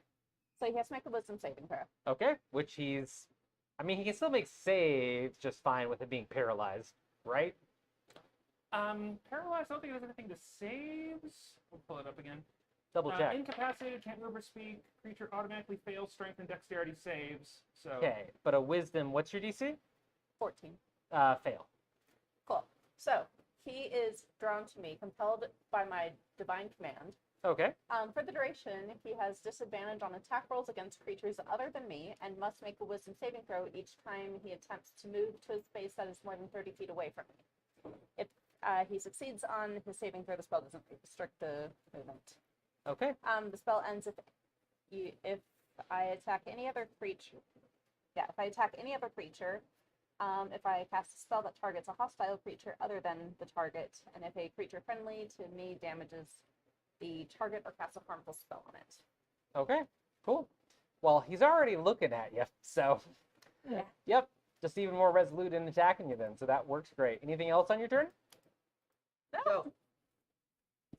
Joe.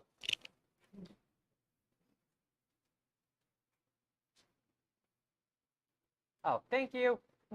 That's Cass's turn. It goes to Scalea. So she's still frozen on the ground next to Fulmar, like she was taken out of space and time for a bit. And then when her turn rolls around, she goes and comes back to life and like has to reorient herself. So she's going to take her turn/action, standing up and reorienting herself. And she doesn't have a weapon or shield with her anymore, so she has to spend a whole turn brushing off the effects of that command. So then it goes to Aaron, who has to make a wisdom saving throw against the hold person. Does he also make one against the duel on his turn, or when does he do that? Or did he, since he already failed? Yeah, He's locked. Still, he's compelled. He's locked. What's the DC for yours? It 15. Yep, nope, that was low. So still held, still compelled. Aaron can't do anything on his turn. It goes to Sonny. all right. You haven't seen him from this distance. You have not seen him move or do anything. You didn't see the head move. All right. Sonny's gonna start getting closer, but now that he's restrained and there's obviously something freaking weird and supernatural going on here, she's like, okay, I don't want to just wail on him while he's completely at our mercy for a minute. You're like, I'm bad guy, but not that bad guy. So she's gonna like start getting closer to the steps, like maybe partway up them, but not all the way. Okay, so like there? Yeah. Like, Cass, what's going on? I'm able to respond. Yeah. I think he's possessed by something, Yes, I think that is pretty obvious. and laying on hands did not cure it. It actually broke the whole person. He might have a broken neck now. I don't know. It was gross. Oh.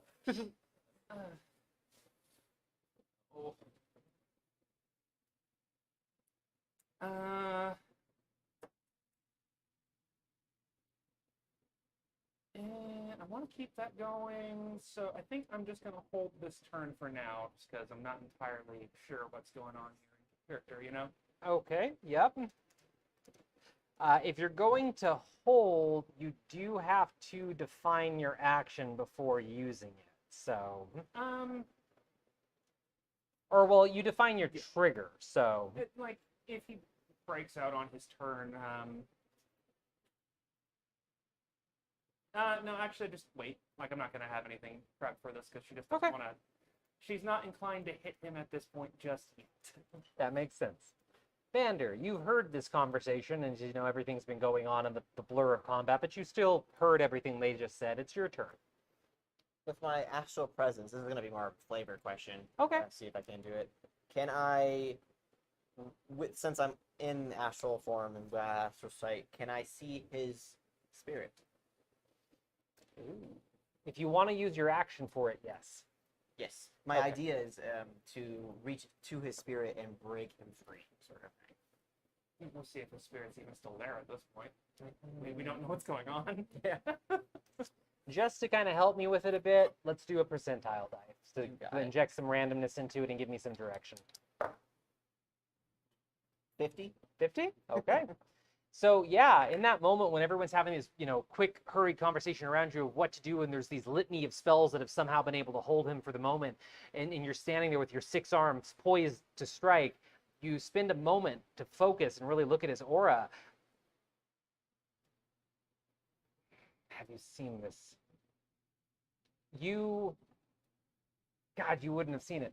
Oh, the DM needs a second. How to describe? We threw a wrench into the boss fight. Sorry. No, it's fine. I love this kind of stuff. It makes me think.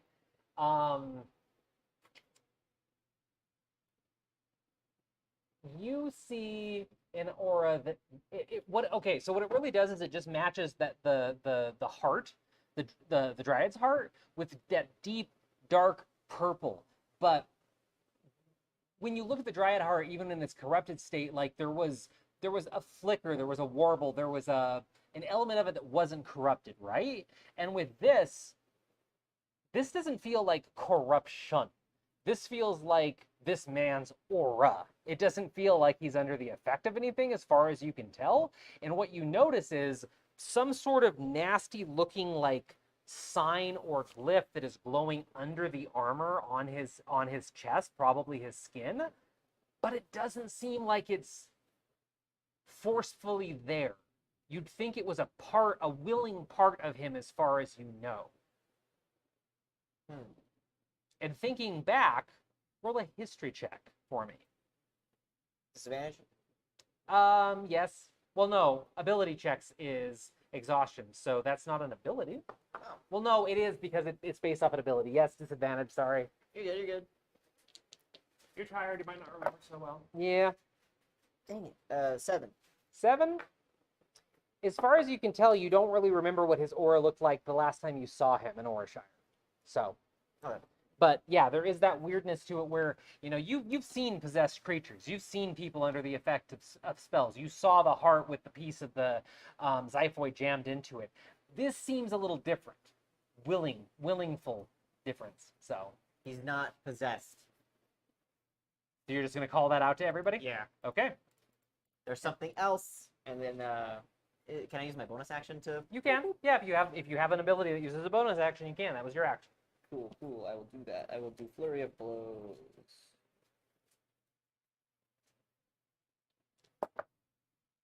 Nice. 24, 23. Well, they're all going to be crits. Oh! Because they're all going to hit because he's immobile. Yeah, you get Right. Yeah, it's advantage to hit, and if you're within 5 feet, it's an automatic crit. So the monk is just like, Okay. I'll do 2 at a time then. 4, 5, 6. 12, 11, 13, and then Damn. 13, 19 points. 19? God damn. So just, yeah, it's a field day for Vander at this point. So it's like bam, bam, bam, bam, bam. Series of hits, and you actually hear the of the armor like being dented from the forceful blows. It goes to Fulmar, and Fulmar, like noticing that Sick is okay, like starts walking up the stairs slowly and walks up next to Sonny, still having a counterspell ready if Aaron moves. And then let's go back to Cass. I'm going to switch to my quarterstaff. I'm going to use my bonus action to cast Shillelagh on it. So it Okay. counts as a magical weapon. It does. So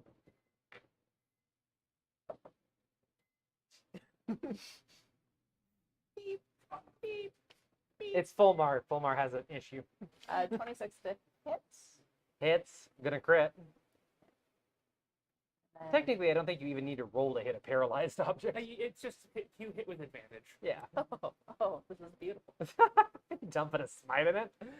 Well, not yet, but I will in a Okay, second. This okay. is just the hitting with Shillelagh. Okay, do it. Do it. I rolled an 8, so Okay. it's 17.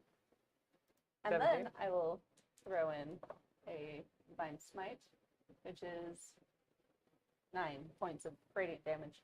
Okay. So for a total of, 26. and that was crit damage? Yeah. Okay, 26 damage total. And are you dumping more into it, or is that it? No, that was the hitting plus the divine smite. So that's Okay. like what I can do. Did you double the divine smite damage? Oh, do I get to do that? It's a crit, so Yeah, everything it's doubles. 9s and 18. Okay. Yeah. So that's an additional 9 points. Okay. So 35. So as you strike with the battle axe, you manage to just, I mean, not manage. You aim and hit as he's not moving in his